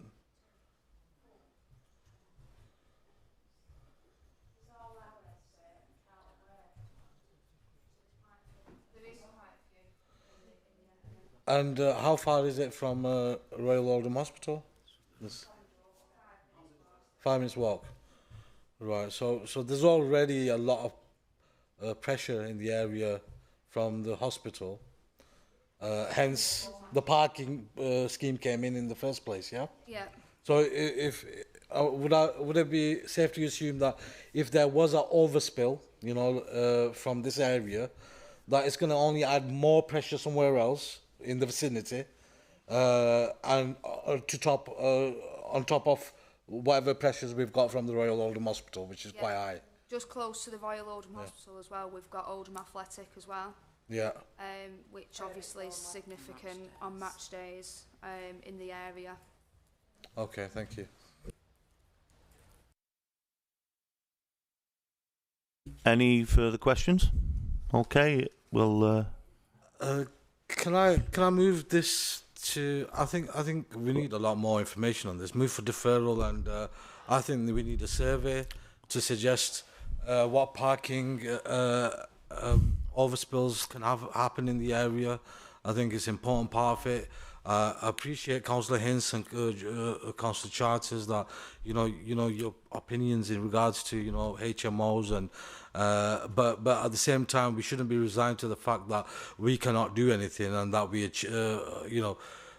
have to go by national guidelines. What are the national guidelines? I don't think we're following the national guidelines. We have to look at the amenities that are affected. We have to look at the parking that's affected. So I don't think this any member here can be satisfied that we've got enough information to accept this and pass it through. So I think we need a further survey to that, and I'm happy to move for deferral. Do I get a seconder? All in favour? Oh, sorry. Sorry, I'll just before that, Wendy, if you will. So I'm going to reiterate once more that the parking won't change, because there will still be the same number of off-street parking spaces and there will still be the number of allocated visitor permits. The argument isn't about is it the overspill? Overspill, yes. So we have to make when we receive a planning application, we make an assessment. And part of that assessment is the effect on the local highway network, so the effect of parking and the effect of traffic generation. So the effect on traffic generation will be very low. It will be the same, it will probably be less than a family house, but we assess that it will be no more than a family dwelling. Again, another reiteration, they can't legally park any more than two or three on the driveway and with two visitor permits on the highway. The overspill, there is the reason that there are parking permit zones in the area is because of the parking demand from the hospital. So the introduction of the parking permit zones protects residents so that residents can park, but that protection zone is now it's large. It's most of the area. It extends into the Carlton Avenue area, and then it's all of this area, Savile Street, Phillip Drive. Isn't. So I do apologise if it isn't Savile Street. So we know there's an issue. So if there is any overspill parking, it will be away. It's not going to be on the next street where the local residents on Kevin Avenue park and now therefore can't park. We're in a sustainable location so that people moving into the property will be aware that they will very quickly be made aware, if they're not when they sign up to rent the property, that there's a residents parking scheme there, that if they visit the area they'll see the signs, that they're in a sustainable location so they can get into the town centre, into Manchester and the wider area. And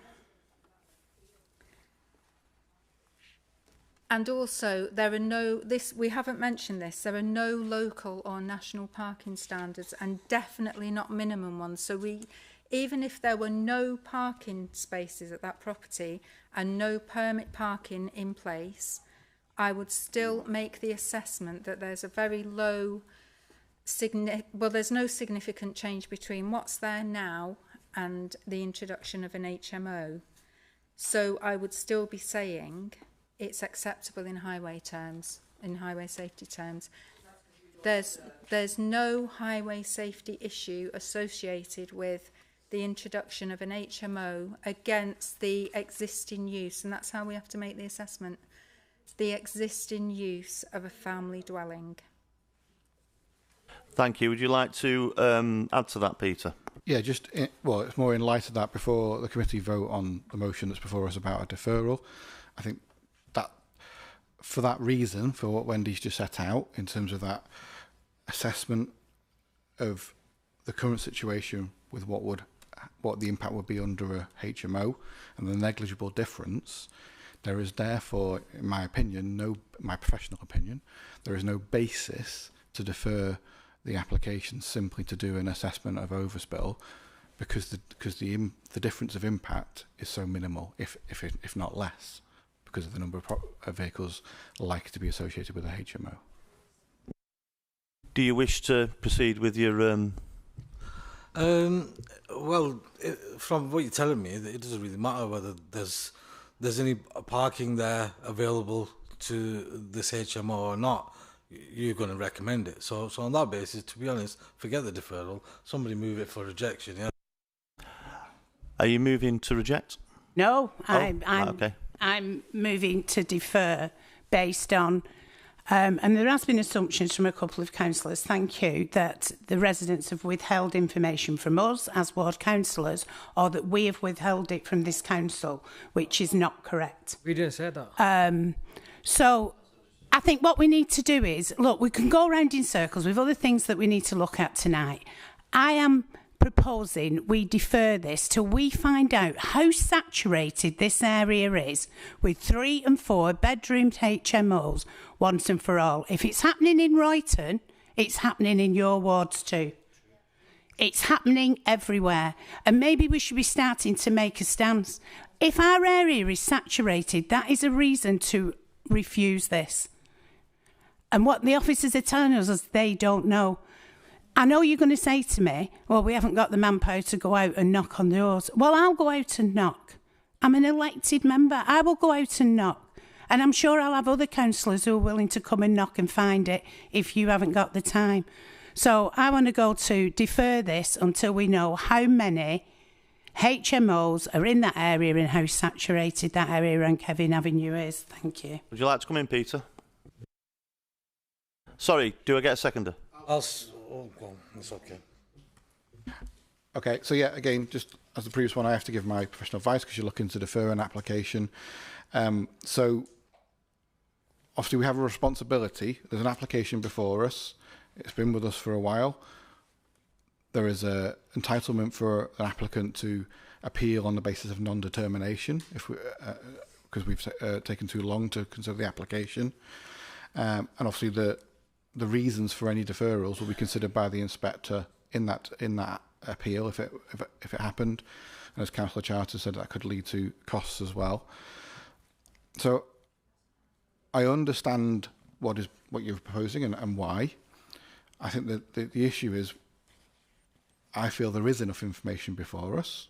There is the assessment that we've done in terms of known HMOs, and that's all we can work on at this point in time. There's information before us, and so again, we've deferred this once. I don't think there's a basis to keep deferring it when the information is there to make an assessment before us. And obviously, if members want to propose a refusal on that basis, they can do, and obviously we'll advise on that before a decision is taken. But yeah, I think, you know, we've gone through this a lot. I think there's an application before us tonight to make a decision on. Thank you. So I'm going to now we've got we've got a proposal and a seconder. I'm going to go to the vote. Who's in favour of? Can we still?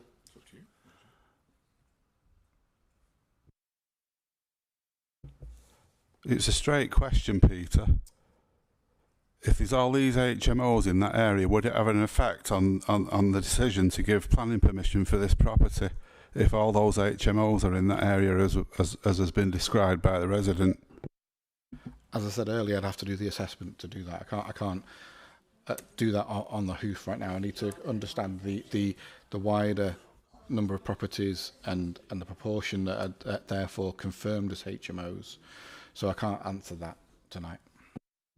No, I can't. I know you can't answer it, but if it was saturated with if it was the case that all of those HMOs were there, and we need to come to the right decision based on the facts, and it appears that we've not got all the facts because we don't know how many there is. Now, if there was all those HMOs, would it have an effect on whether it would be approved or whether it wouldn't be approved, whether you recommended it for approval? That's what I'm trying to answer. The fact that there may be 16 properties that are HMO, I would have to go away and look at that in the context of how many properties are within the distance we're assessing and do that calculation again and review it. But obviously fundamental before that, I would need to know that they are HMOs before I did that assessment. So there will be a significant delay on deciding this application. And would that affect the application? The deferral? Or? Yeah. No, I mean, you just said there's going to be a significant length, and you mentioned it would... Oh, so yeah, I mean, obviously it increases the risk and the chance that the applicant may choose to appeal on the basis of non-determination.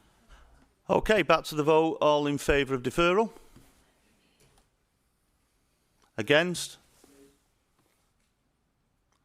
So what's that? 1, 2, 3, 4, 5, 6, 7. 7 against?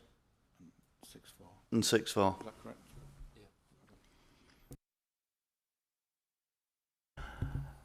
So we're back on... do we have any more? Move for approval. Sorry?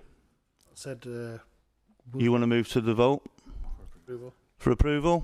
Sorry, can we ask for a recorded vote? I don't know if we can do this in planning, can we? Can we have a recorded vote on that?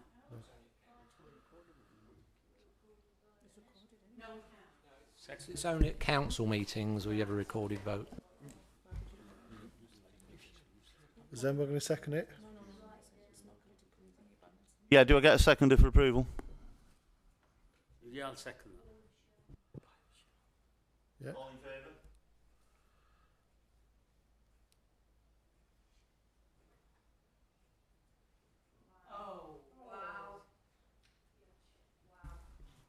Against? Abstentions?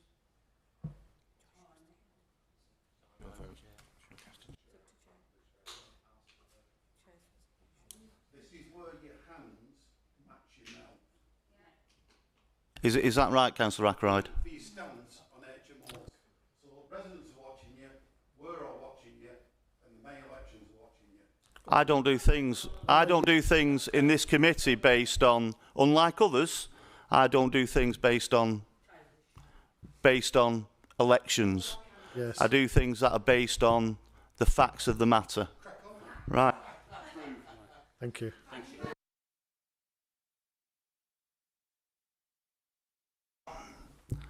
I'm going to adjourn for a few minutes. Thank you.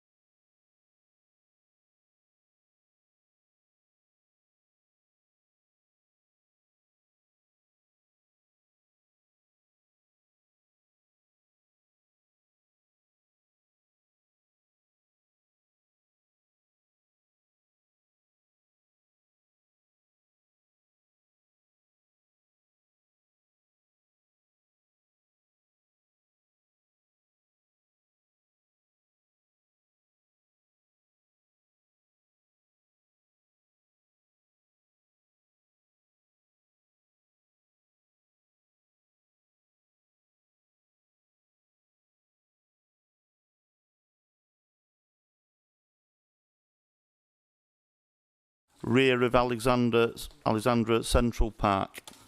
If we can hand over to the officer, please. Before we start on this one, I just want to clarify with that declaration of interest I made earlier. Alan, am I okay to stay in or not? Yeah. Yes, Chair. You confirm that you hadn't predetermined the matter. Fine.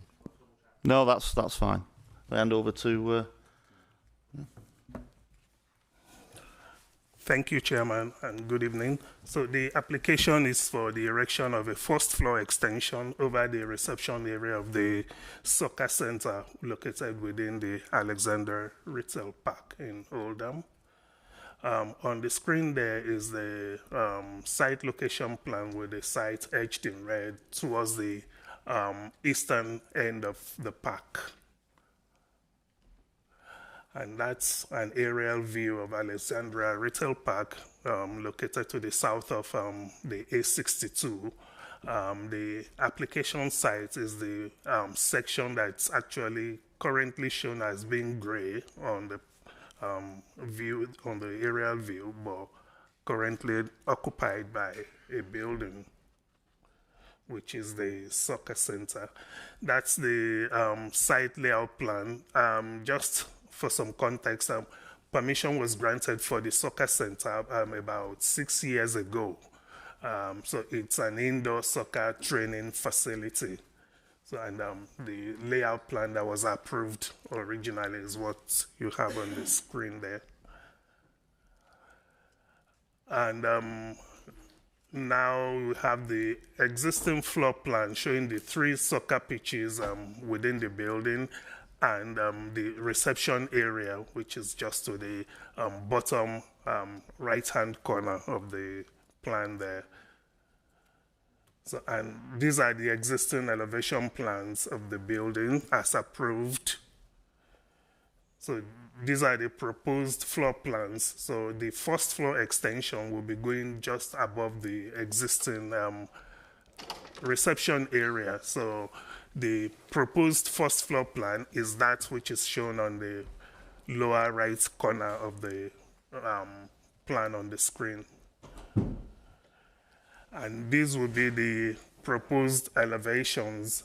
The proposed extension would not lead to an increase in overall height, and it will be built using materials similar to what was approved for the original building. So it blends into the building. So in terms of material planning considerations in relation to the principle of the development, the extension will be related to the approved use on site. And from that perspective, it's considered acceptable. And then in relation to the impact on the character of the area, it's considered a relatively modest extension. In terms of external appearance, it will be in keeping with the local character. It's within the retail park where we have buildings of similar design and scale. So in terms of impact on amenity, given the separation distance from neighboring properties, it's considered that there will be very minimal amenity issues relating to the proposed extension. And on highway, the extension will utilize the existing access off Park Road, and there are adequate parking and turning facilities on site. So it's considered there will be no significant detrimental highway issues. So we've received no objections from relevant consultants, the highway engineer, the environmental health officers. And based on the assessment, officers are recommending the application for approval subject to conditions set out in the report. Thank you. Do you have any questions for the officer? So the football pitch is going to be downstairs. Is it just a one pitch or number of pitches that are going to be downstairs? And the extension on top, is it just going to go same size of the pitch, current size of that floor, or is it going to be in one, if that makes any sense? Yes, as said earlier on, the extension will be just above the reception area. So if I just quickly go back to, So that's the proposed floor plan. On the left-hand side there, you have at the bottom of that plan is the reception area. So the extension will be going just above that reception area, not across the entire building. And that's why I said it's a relatively modest extension. Thank you. Any further questions? Move for approval. Do I get a seconder? All in favour? Approved. Thank you. So now we'll move on to item number 8. Land adjacent to Oldham Hume Grammar School to the rear of number 10 York Avenue. If I could get the... Martin. Yep, thank you very much, Chair. So yeah, this is item 8 on the agenda concerning land adjacent to Oldham Hume Grammar School to the rear of 10 York Avenue. It's for the erection of a single dwelling. Firstly, just for clarity, the application has been brought to committee because Councillor Carmen Gafour is a director of the company which has actually submitted the application, KSGZ Holdings Limited. So for transparency reasons, it's been brought to committee for a determination.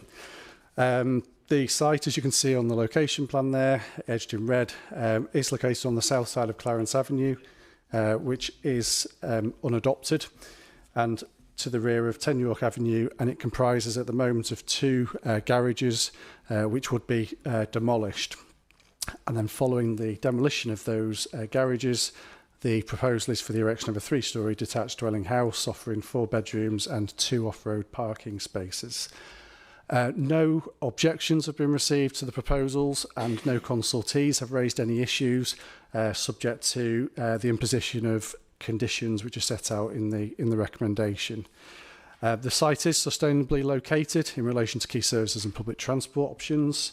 And the character of the immediate area does vary. So although the proposed dwelling is contemporary in appearance, which is reflected from the elevations on screen here, the materials used will help it integrate with the existing character.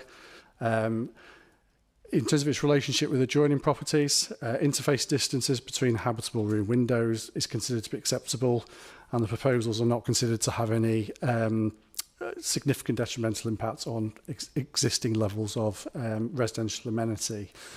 So therefore, in conclusion, subject to the imposition of those conditions listed in the report, which covers issues such as materials, ground contamination, tree protection details, as well as the standard biodiversity net gain condition, the application is recommended for approval.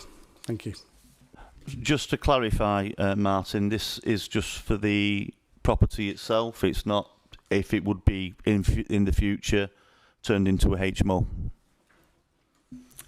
Correct. It also includes the demolition of the garages. And just to clarify further, should this property, a future event, be turned into a HMO, it would of course become before this planning committee for full scrutiny. On receipt of an application, yes. Thank you. Just wanted to clarify that. Thank you. Well, sorry. It would only come if it was referred or if the owners were still related to a councillor.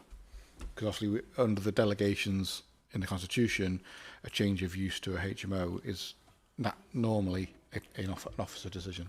Just to clarify that. But there still would be recourse should, for instance, there be significant public interest or, like you say, creative accounting aside, a councillor was still... If a councillor was still involved, okay. associated with it, or if a councillor, a ward councillor, asked for the application to come to committee. Thank you.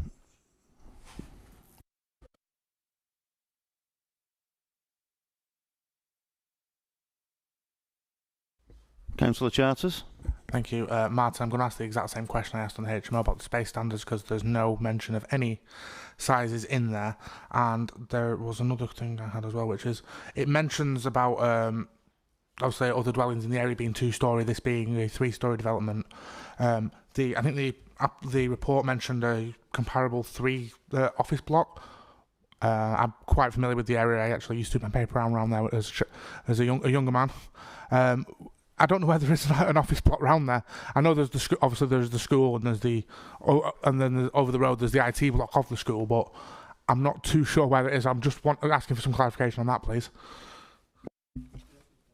Okay, in relation to the space standards, I can confirm I think it is an omission from the report. What I can absolutely say with a degree of some certainty is the case officer who's dealt with this will have certainly looked at that issue. And it is over the 3 stories as well in terms of the number of bedrooms that's proposed. So I'm fairly convinced that it would be compliant with the space standards. And similarly, in terms of the character of the area, obviously it is mainly dwellings and some large dwellings, but and obviously it's next to the existing school building. But I'm not too familiar with the office block either, to be perfectly honest. Yeah, but I know that in terms of the character of the area, it will be a mix of 2 and 2.5, 3-storey buildings, and the main issue is whether it's in keeping with the overall scale and character of that established type. Sorry, just a further question. As you mentioned about Clarence Avenue being an unadopted road, I don't suppose there is any contribution we want from the developer in terms of improving access to that road, because I know from speaking to people who obviously work at the school, but also some residents locally from when I used to live in the area, that is a really poor standard road that has damaged cars. I know obviously unadopted, that's not the council's responsibility, but I think that's something we should be looking at, if that's something we can ask for. Sorry for the hard question, Wendy. It's quite easy. Sorry. We can't ask for, we can't just, it just doesn't, just for one dwelling, because the vehicle movements will be the same or less than now.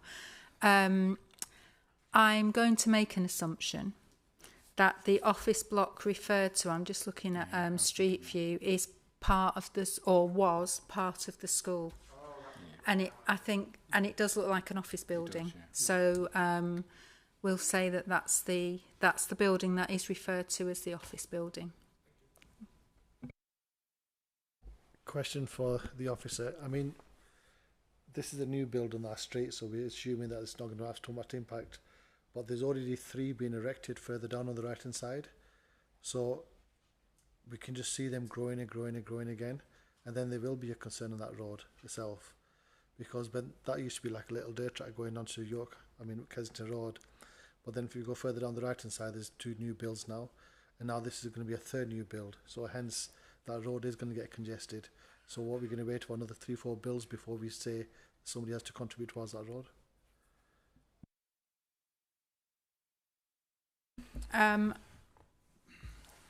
So as highway officer, I can only comment on the effect that the individual dwellings have. There will be a cumulative impact, and it's not a traffic generation impact, because if the houses weren't built, there'd probably still be garages there, and there would definitely still be parking there, because the parking on it is associated with the school. So I don't consider that I have any powers to say to, in particular, an individual developer, you've got to improve that road, because it wouldn't be fair. It wouldn't meet the tests that the planning officers could speak to you about if you wanted more clarification. As you are aware, there is a school on that road, and that school is causing major traffic issues. Only a few years ago, there was poles erected on the right-hand side to stop people double parking. Now they've all moved on that Pacific Road, and that's highly congested. So was that taken into consideration as well? Because if you go school times, it's chaos over there. So again, I have to take into account the effect of the proposed development on the local highway network, and the effect on the building of one dwelling where there were 2 garages before, and there'll be 2 parking spaces, isn't significant, and it doesn't lead me to ask for any improvements or changes. We know there's an issue in the area with school parking, but there has been for years. but that development won't have any additional or significant or severe impact on the local highway network.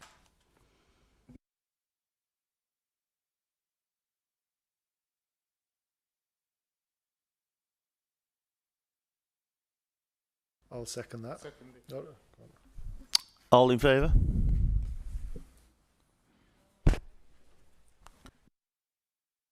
Okay. Sorry, any objections? No, I didn't miss any. Thank you.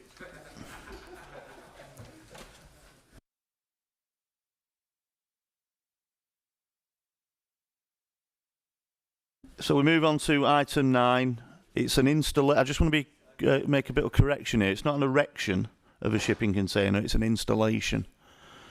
The shipping container. No, but the shipping container already exists, doesn't it? Yeah. Okay. You've done enough of that tonight, Councillor Charles, if I'm honest. If I can hand over to the officer, thank you. Thank you, Chair. As he said, the description is marginally incorrect, but that is as it come to us and as it's been put forward to the residents. So the application is before you, not due to its scale, but again due to the applicant being a relative of a councillor, Councillor Akhtar, and therefore it has been referred to this committee. The application site is number 7 Silver Street, which is located in the designated town centre. It's the area in red on the top image, with the bottom image providing an aerial view. It's the road located to the back of Union Street and between the Spindles car park, that I'm sure we're all au fait with. The application site is currently vacant of any buildings and is used as a car park. It's an open hard standing area with a short proportion of knee-high rail. The proposal is to site a container to the back of the site as you would look at it from Silver Street, and provide an area for refuge storage for the facility, and provide 2 car parking bays. The elevations at the bottom of the screen there show what it would be in terms of size and scale, and give an indication that the site would be enclosed by a knee and high rail. The images before you just show the state of the site currently, which is vacant and used for parking, and shows that the rail currently does not run all the way around the site. The application is before you with a recommendation of approval, given that in terms of principle it's located in the town centre, which would go along with the current MPPF, which states that hot food takeaway uses should be located in town centres and away from education facilities. In terms of amenity, it's not considered to be positioned directly adjacent to any residents in terms of houses or HMOs, which we talked about previously. It is before you with an objection from the highway engineer in terms of highway safety, which is associated with the general use that people have of their cars when they visit such uses. However, having regard to the site being a car park currently for a period of over 10 years, it's considered that the forward position is that cars do visit the site currently, and that's something that we're not currently able to control. Sorry, let's go back. The site is located in the town centre, which is adjacent to major public transport links and to both private and public car parks. Furthermore, on-road parking is allowed during the evening hours of 7 p.m. till 7 a.m. However, having further discussions with the highway engineer, it's considered that we add a condition which is located on the late list, which relates to closing off the frontage with an appropriate boundary treatment to make sure that the site is not used inappropriately, and that the only access for vehicles to the site is used for the parking of the staff, which is on the right hand side of the plan before you. With that, I'll hand it over to the chair. Thanks very much. Thank you. Just before we continue, so this is a storage container which is going to be converted into selling fast food. Is that where I'm reading it? It's a storage container that will be sited on the site to be used for the sale of hot and cold food, yes. Right, okay. Is there any method or limitation or formula or what to take into consideration the amount of current and existing fast food, chicken shops, whatever it might be, within the proximity? So some of you may be aware that the current local plan does have a policy which talks about concentration and number of hot food takeaways. Sadly, given the age of it, that policy has been tested on appeal, and the wording and the calculations in relation to that were considered on appeal by the inspectorate to be inappropriate, and we've lost several appeals over the years in relation to that reason for refusal. And as such, we are no longer able as your officers to recommend refusal on that basis, and that is why that policy is not imparted in the way in which it was originally wrote. And just further to that, as I raised during the consideration of it and putting forward the reasons why it's considered an approval, is the current MPPF has a section in paragraph 97, I think, which is in the report in section 9. So it's paragraph 97, which goes directly to the location of such uses, and it clearly states that town centres should be the preference. And as stated in the report and in the presentation, this is a town centre location. Thank you very much. Peter, sorry. Yeah, Matthew partly covered what I was going to say, but just to add as well, in terms of, obviously Matthew's quite right in terms of the current local plan policy and how it's been superseded over the years. Obviously in our proposed local plan there is a policy, and a new updated policy around takeaways, but the same issue applies excuse me, in terms of, because this is a town centre location, there wouldn't necessarily be those restrictions that you're referring to, Councillor Hintz. So in essence we could have as many of these takeaways, chicken shops, whatever, that we can squeeze in? At the moment, yes, but obviously we can, if evidence shows that it's creating an issue in one way or another, it's something that we can look at in future planning policies. So you don't think fast food joints create an issue? I think well managed and well run hot food takeaways are a part of the business community. Councillor Charters? Just in support of what Councillor Hintz was saying there, the MPPF paragraph 97 does also say that this should be refused in locations where there is evidence that a concentration of such uses is having an adverse impact on local health, pollution or antisocial behaviour. Now, I understand, well, I know for a fact that there is consultation currently ongoing with businesses around the Union Street area regarding the red route, which would be no parking for anything except emergency vehicles due to the amount of antisocial parking by delivery drivers and other users of hot food takeaways in the Union Street area. And obviously taking into account the objection from the highways engineer, I think that would, well, my opinion of this is that would constitute a valid grounds for refusal of this application. So first of all, I just wanted to make sure that my reading of that was correct from the officer's point of view, but obviously if there's any further discussion, I would also then look to move to refuse on those grounds. So this is one where I'm quite happy to say it's not straightforward. You know, we know that. Well, maybe it never is, but certainly in that sense, in terms of the way of different things. Obviously, we have the highways objection, and we respect that. Obviously, as a wider planning consideration, we have to look at all factors, and highways is just one of them.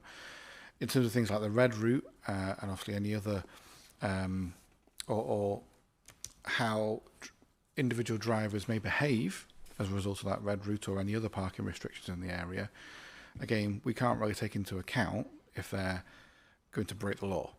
We have to assume there's going to be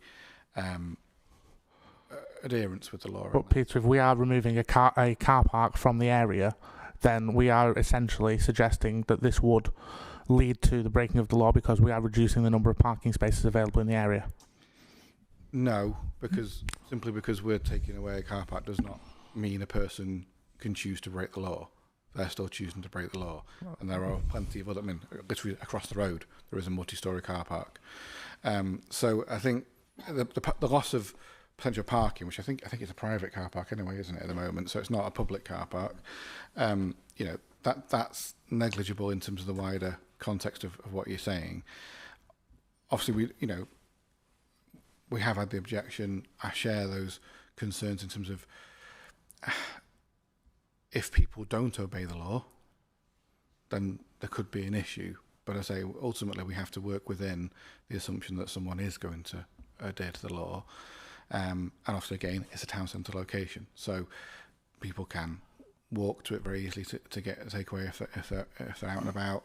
There will still be if it's paved is the wrong word, but an area in front of the container where, for example, if there's takeaway scooters and that kind of thing, they can pull up without blocking the pavement or the highway and that kind of thing. So I think we have to just bear in mind, because of where it is, a sustainable location, and there is plenty of parking in and around the area, there is no reason that someone feels they should have to break the law. I completely understand that, but where, like I said in the NPPF, it says if there's evidence that a concentration of such uses has an adverse impact on antisocial behaviour, and there is a quantifiable,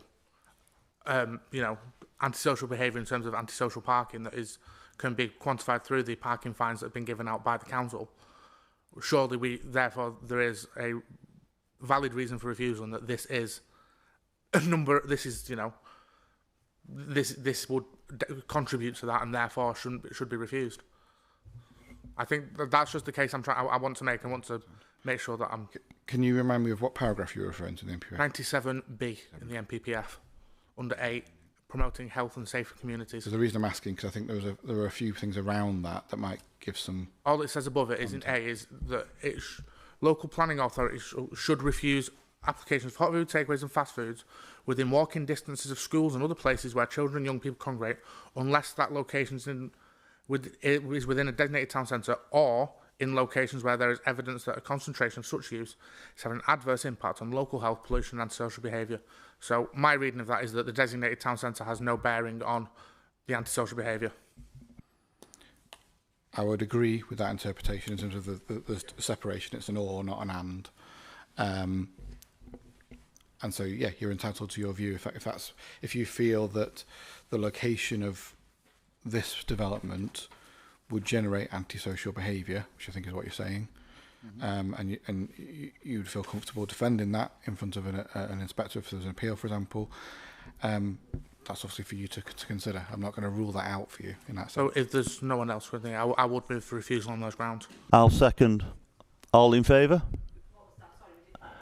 So moving for refusal on the grounds that the location would contribute to an adverse impact on antisocial behaviour in the terms of parking and social parking. Yeah. But highway safety grounds, then, yeah. I think that's my only issue. My only concern with it is that we're kind of conflating antisocial behaviour with highway safety and Can I seek a legal opinion? On whether, given there is requirements in the policy in the NPPF about highway safety, if simply because someone is breaking the law from a highways point of view, that could, in the context of paragraph 97B, that could constitute antisocial behaviour. I think, Chair, antisocial behaviour by its nature is obviously criminal behaviour. So the fact that it's mentioned as a factor, I think the fact that antisocial behaviour relates to parking. Absolutely, yeah. There's an argument to be had over that, I think. If I could just take this opportunity, Chair, obviously to remind members, if you are going to vote to refuse against the officer recommendation, you do need to do so for valid planning reasons, and you will need to provide evidence in the event of an appeal, because there's a risk of costs. Which I am sure the council could provide. Wendy, please. Wendy? Just the ones. Yeah. So obviously I'm only a consultee, and it's the planning officer has made a judgment of taking everything into account, so I am only a consultee. The reason that I objected is because it's proven, just from experience, that people visiting hot food takeaways do try to park as close as possible. And I do accept that it is a town centre location and people will walk to it and then they'll go and get on the tram and things like that. But we also have the delivery vehicles, and I was called a dinosaur once because I assumed that everybody themselves would go to a takeaway, pick up their food and not use the delivery services. Well, the delivery services have got to get there, haven't they? Yeah. So I am concerned that the delivery drivers are going to park in that area there. Well, there's quite a lot of activity because you've got we've got 2 lanes of traffic, one going into the car park, one going to the junction, and then there are 2 lanes on, is it Silver Street or Peter Street, on the approach to the lights. We've also got a pedestrian crossing there in the form of tactile paving, which is why when I learnt that it was being recommended for approval, I requested that the knee-high fencing was continued round, because they're actually using it illegally at the moment. So it might have established use as a car park, but they're entering it illegally. But by putting the knee rail fencing, you're actually limiting the use of how many cars can get onto the car park, because there's just one point of access, vehicular access. So there will be additional manoeuvres in that car park, but at least we're not allowing them to knock pedestrians down that are waiting to cross at the junction. So they're my reasons for objecting on highway safety grounds, which is a material consideration. Councillor Hurley. Thank you. You said before that there'd been a number of fast food restaurants had gone to appeal and they'd all been lost. How many of those were on Union Street, where there is that concentration? I don't have that information before me. However, the policy covers the whole borough. Right. So we're talking about Union Street, and I'm sure everyone in here, every time you open your Facebook, there's something about the parking on Union Street, and it's taxis and Uber drivers and pick-up delivery. So we've got this going on Union Street. We've got this round the corner now. When's it going to stop? When's it going to stop? Everyone will be willing to refuse this because it's fast food. It's just a pity we weren't like that with the HMO in a residential area, but hey-ho. Sorry, I think the point is just... I'm still speaking. And I'm interjecting because I think again, you're casting an unrealistic comment there towards... Is it? I don't think so. Well, there was... The difference is we're trying It's my opinion. Well, it's an opinion, and we're not doing it on opinion. We're doing it on what we see as material grounds. Right, so my material grounds, and I would go to object this, would be around the concentration of fast food in that area, which encourages... I mean, they're all parking on Union Street and stopping the trams getting past. How many times have we read that? They're now going to go round a corner, and it's now going to happen around there as well. I would go to refuse this as well. I think we need to make it clear. Thank you, and that's my opinion. I think you need to make a clear differentiation. We're not talking about Union Street. We're talking about Silver Street. You can park on there in the evening, directly outside it or directly adjacent to it. There is a restriction during the day for loading. During the evening times, when it's most prevalent that the delivery drivers come and people go, including myself, to these sort of establishments, there is on-street parking adjacent to it. There is also a public car park or private car park, depending on how you see spindles, directly adjacent to it. Furthermore, there is another car park within walking distance, which is Hobson Street. There is the tram, there is the bus stops, and as such, having regard to the use of the site now, the fact that vehicles can come and go from it unrestricted because it's been used for over 10 years as a car park, the other material planning considerations, in my opinion, mean that in this instance it wouldn't warrant a refusal, given its position on Silver Street and the parking around it. Thank you. Thank you. I mean, my main concerns are what you just really covered on basis of planning is not for review, but if you go on Union Street, it's chaos at this moment in time. Facebook, Twitter, any social media, a tram's driven into a buzz. We have major concerns on Union Street whatsoever. Now, all this flows at the back of this over here. So at the moment there is parking spaces, but in the evening I don't think you'll find any spaces empty. They're all taken up. Secondly, is right near this junction here, where the left lane goes into the car park and the right lane, which is a single lane, it goes traffic, and they're adjacent right to that space. Now, is that going to cause more chaos there? That's our main concern over here. I think something needs to be done about the traffic around there, which at the moment, and you understand that people come in takeaways.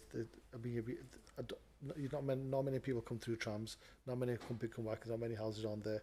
90% of the people do come through cars, and the closest place they can park, they will park there. Look at Union Street. They double park on the pavements. They're all parked across there. I mean, not a week goes by where you see in the newspaper that a tram is actually driven into a car. There's been an accident. There's been blocked off. I've been there just many times. People just parked in the middle of the road and gone in, and the tram's been horning away. And I don't know if it's just going to make this worse. That's my main concern here. Just before you, Councillor Charters, let Peter come in. Yeah, I just wanted to. I think Matthew was right to draw the distinction between Union Street and this. I think we do have to separate that, because this isn't Union Street. There are proposals in place to put a red route on Union Street, and so that issue, in terms of the things that people have, councillors refer to, seeing on Facebook posts and what have you about issues on Union Street, we are trying to address that in a different route at the moment through the red route proposals. It's not a planning matter. In that, or something that planning can solve on its own. So I think from a highway concern, because it has to be about a highway concern in terms of what you're saying at the moment, because it can't simply be because it's a takeaway, because the NPPF policy is clear within a town centre, a takeaway in principle is an acceptable use. So it's got to be more about either something like the antisocial behaviour, like Councillor Charter said, or something on the highways grounds. And if it's going to be on highways grounds, it's focusing on that junction and on that arrangement there that's on the screen. And obviously the reason why, from a planning point of view, we've recommended approval is in the round. Obviously, that is one factor counting against the application, but the principle is there still. And the NPPF in paragraph 116, I've quoted it before, so you may recognise it, talks about development should only be prevented or refused on highways grounds if there would be an unacceptable impact on highway safety or the residual cumulative impacts on the road network would be severe. So that's the decision you're having to make tonight, is whether you think, if you want to include a reason for refusal on highways grounds, is it an unacceptable impact on highway safety? Well, just if I may, what is the definition of unacceptable? Or is it a subjective term? Yes, it's subjective. I mean, again, I said this before, lots of planning matters can be subjective ultimately. I would suggest unacceptable impact is quite a high bar. So, but it is a subjective matter, yes. And that's why I say I'm not advising you against what you're proposing at the moment. I'm simply giving you the facts. And I think, again, as Alan referred to earlier, just being aware of that risk that obviously if you approve against officer recommendation or if the reasons you propose cannot be supported or inspector considers them unreasonable, there could be costs against us. And I think this is a fine one. There is a risk that could happen, but I understand where you're coming from. I just actually want to go back to one of the points Matthew made earlier about the takeaway potentially only being used, mostly being used late at night. If you just go back to the picture a second for me, please. It's all right. It's all right. I can wait. Don't worry.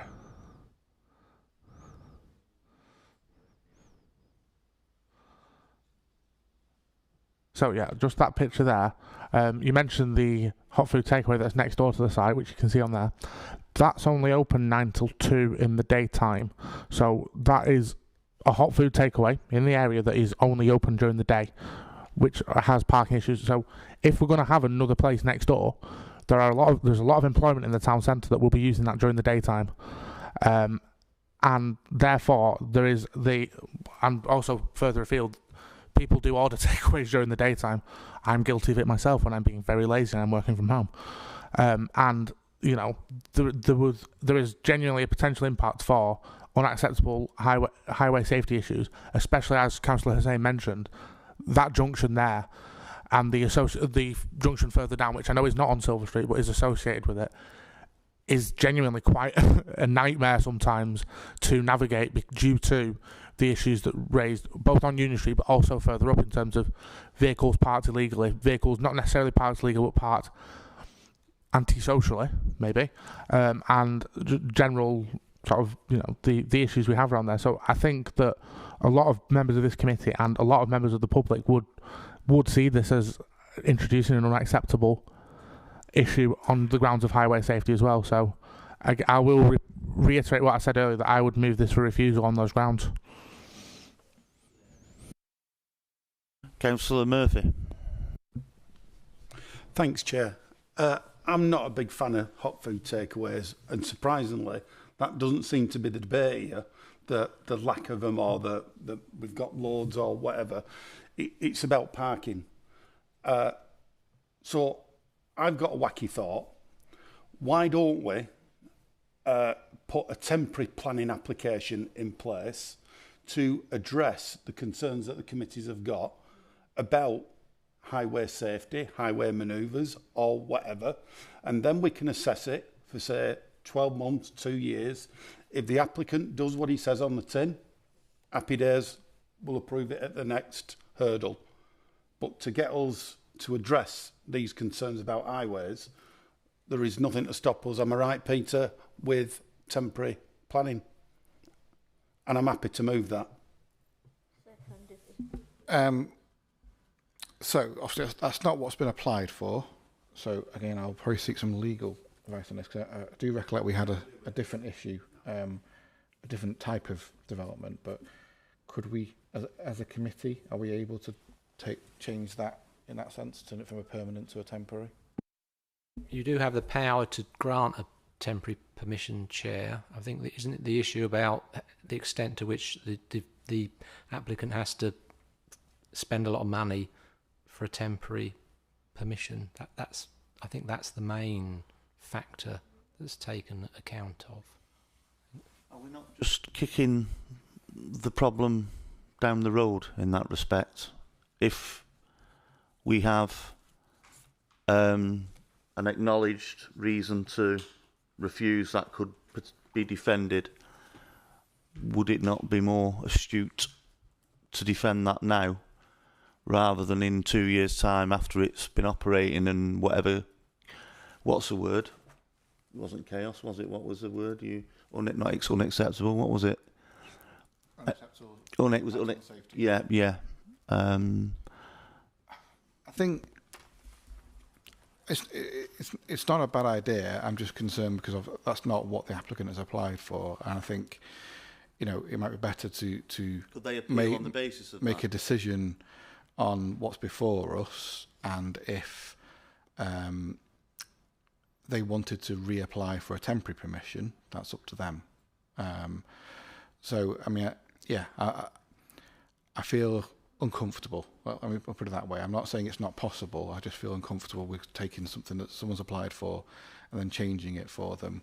And as Councillor Hint says, you know, if we are genuinely concerned there are highways concerns, then that's a reason for refusal for you as a committee.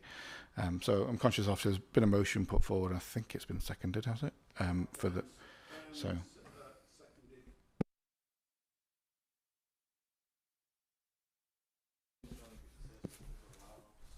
The thing is that I find this whole argument a bit not relevant because there's so many takeaways there, and we've already been told that you can't really refuse them in the town centre.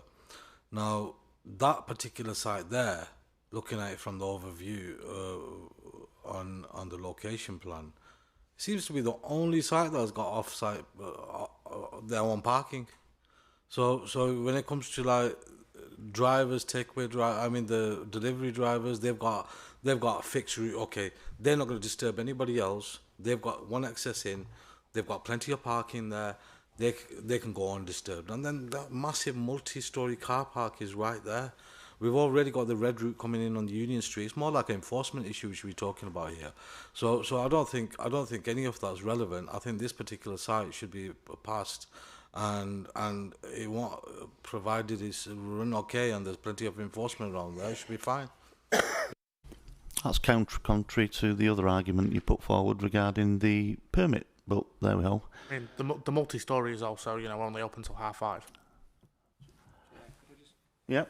In relation to trial planning permissions, Circular 1195, I don't think it's still valid, but it does actually deal with temporary permissions, and it says, which is relevant for what you're discussing now, where an application is made for permanent permission for use which may be potentially detrimental, which is what the issue is, but there is insufficient evidence to enable the authority to be sure of its character or effect, it might be appropriate to grant a temporary permission in order to give the development a trial run, provided that such a permission would be reasonable, having regard to the capital expenditure necessary to carry out the development. So you can potentially do that if, obviously, as long as the applicant isn't required to spend a great deal of money to implement it, and then it's only for a short period of time. Well, they're not, sorry, just for clarity, obviously as it's a new venture and it's not an existing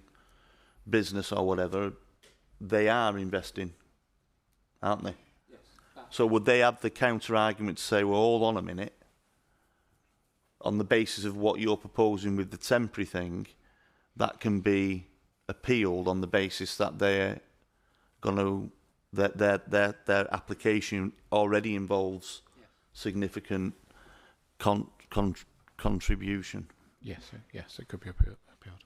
I'm just conscious, Chair, there's a few motions in play. Take them in order that they came. Which was? Councillor Charter's motion was first. I would recommend, based off the advice that the solicitor has given, that we take Councillor Murphy's proposal first. And I would withdraw my motion until that's been voted on. But what, just in your motion, what period of time are you specifying? Well, I'll go with the highways engineer. A minimum of 1, a maximum of 2. Years or months? Years. Um, I'm happy to go with the committee. Yeah. Because that will address your concerns about significant expenditure. That at least they'll have had 5 years out of it, or 2 years, or 1 year, whatever committee sees fit, to actually. It's not a complete disaster, although it may be a disaster. Well, on that, I'll say. Lindy? I'm not contradicting the 2 years because I was trying to get my mic on before you said that. I think 12 months, I personally would prefer 12 months because it gives us the full cycle of a year. And I'm recommending refusal anyway because I think it is an issue. So I would like it to be 12 months. So are you going to alter your motion? Yeah, 12 months. Do I get a seconder? All in favour?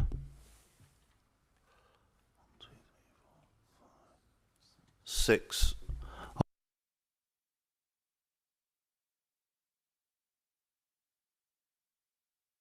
Abstentions?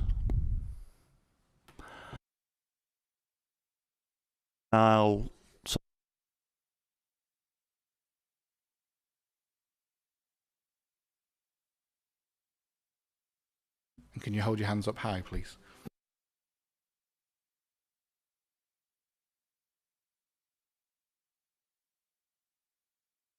Therefore, it comes to me as... Yeah, well, I'll vote in favour of Councillor Murphy's proposal. Grant temporary permission for 12 months? Yeah. Subject to the same conditions? Subject to conditions. Okay. Do we have an update on any appeals?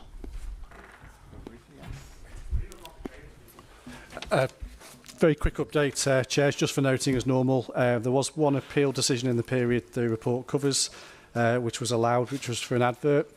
That was actually against a condition attached to an approval in that particular case. And we've got 2 new appeals that are registered as well. One's an advert and one's a house extension. So. Okay. On that note, thanks everyone for their attendance, and I'll bring the meeting to a close. Thank you. Thank you.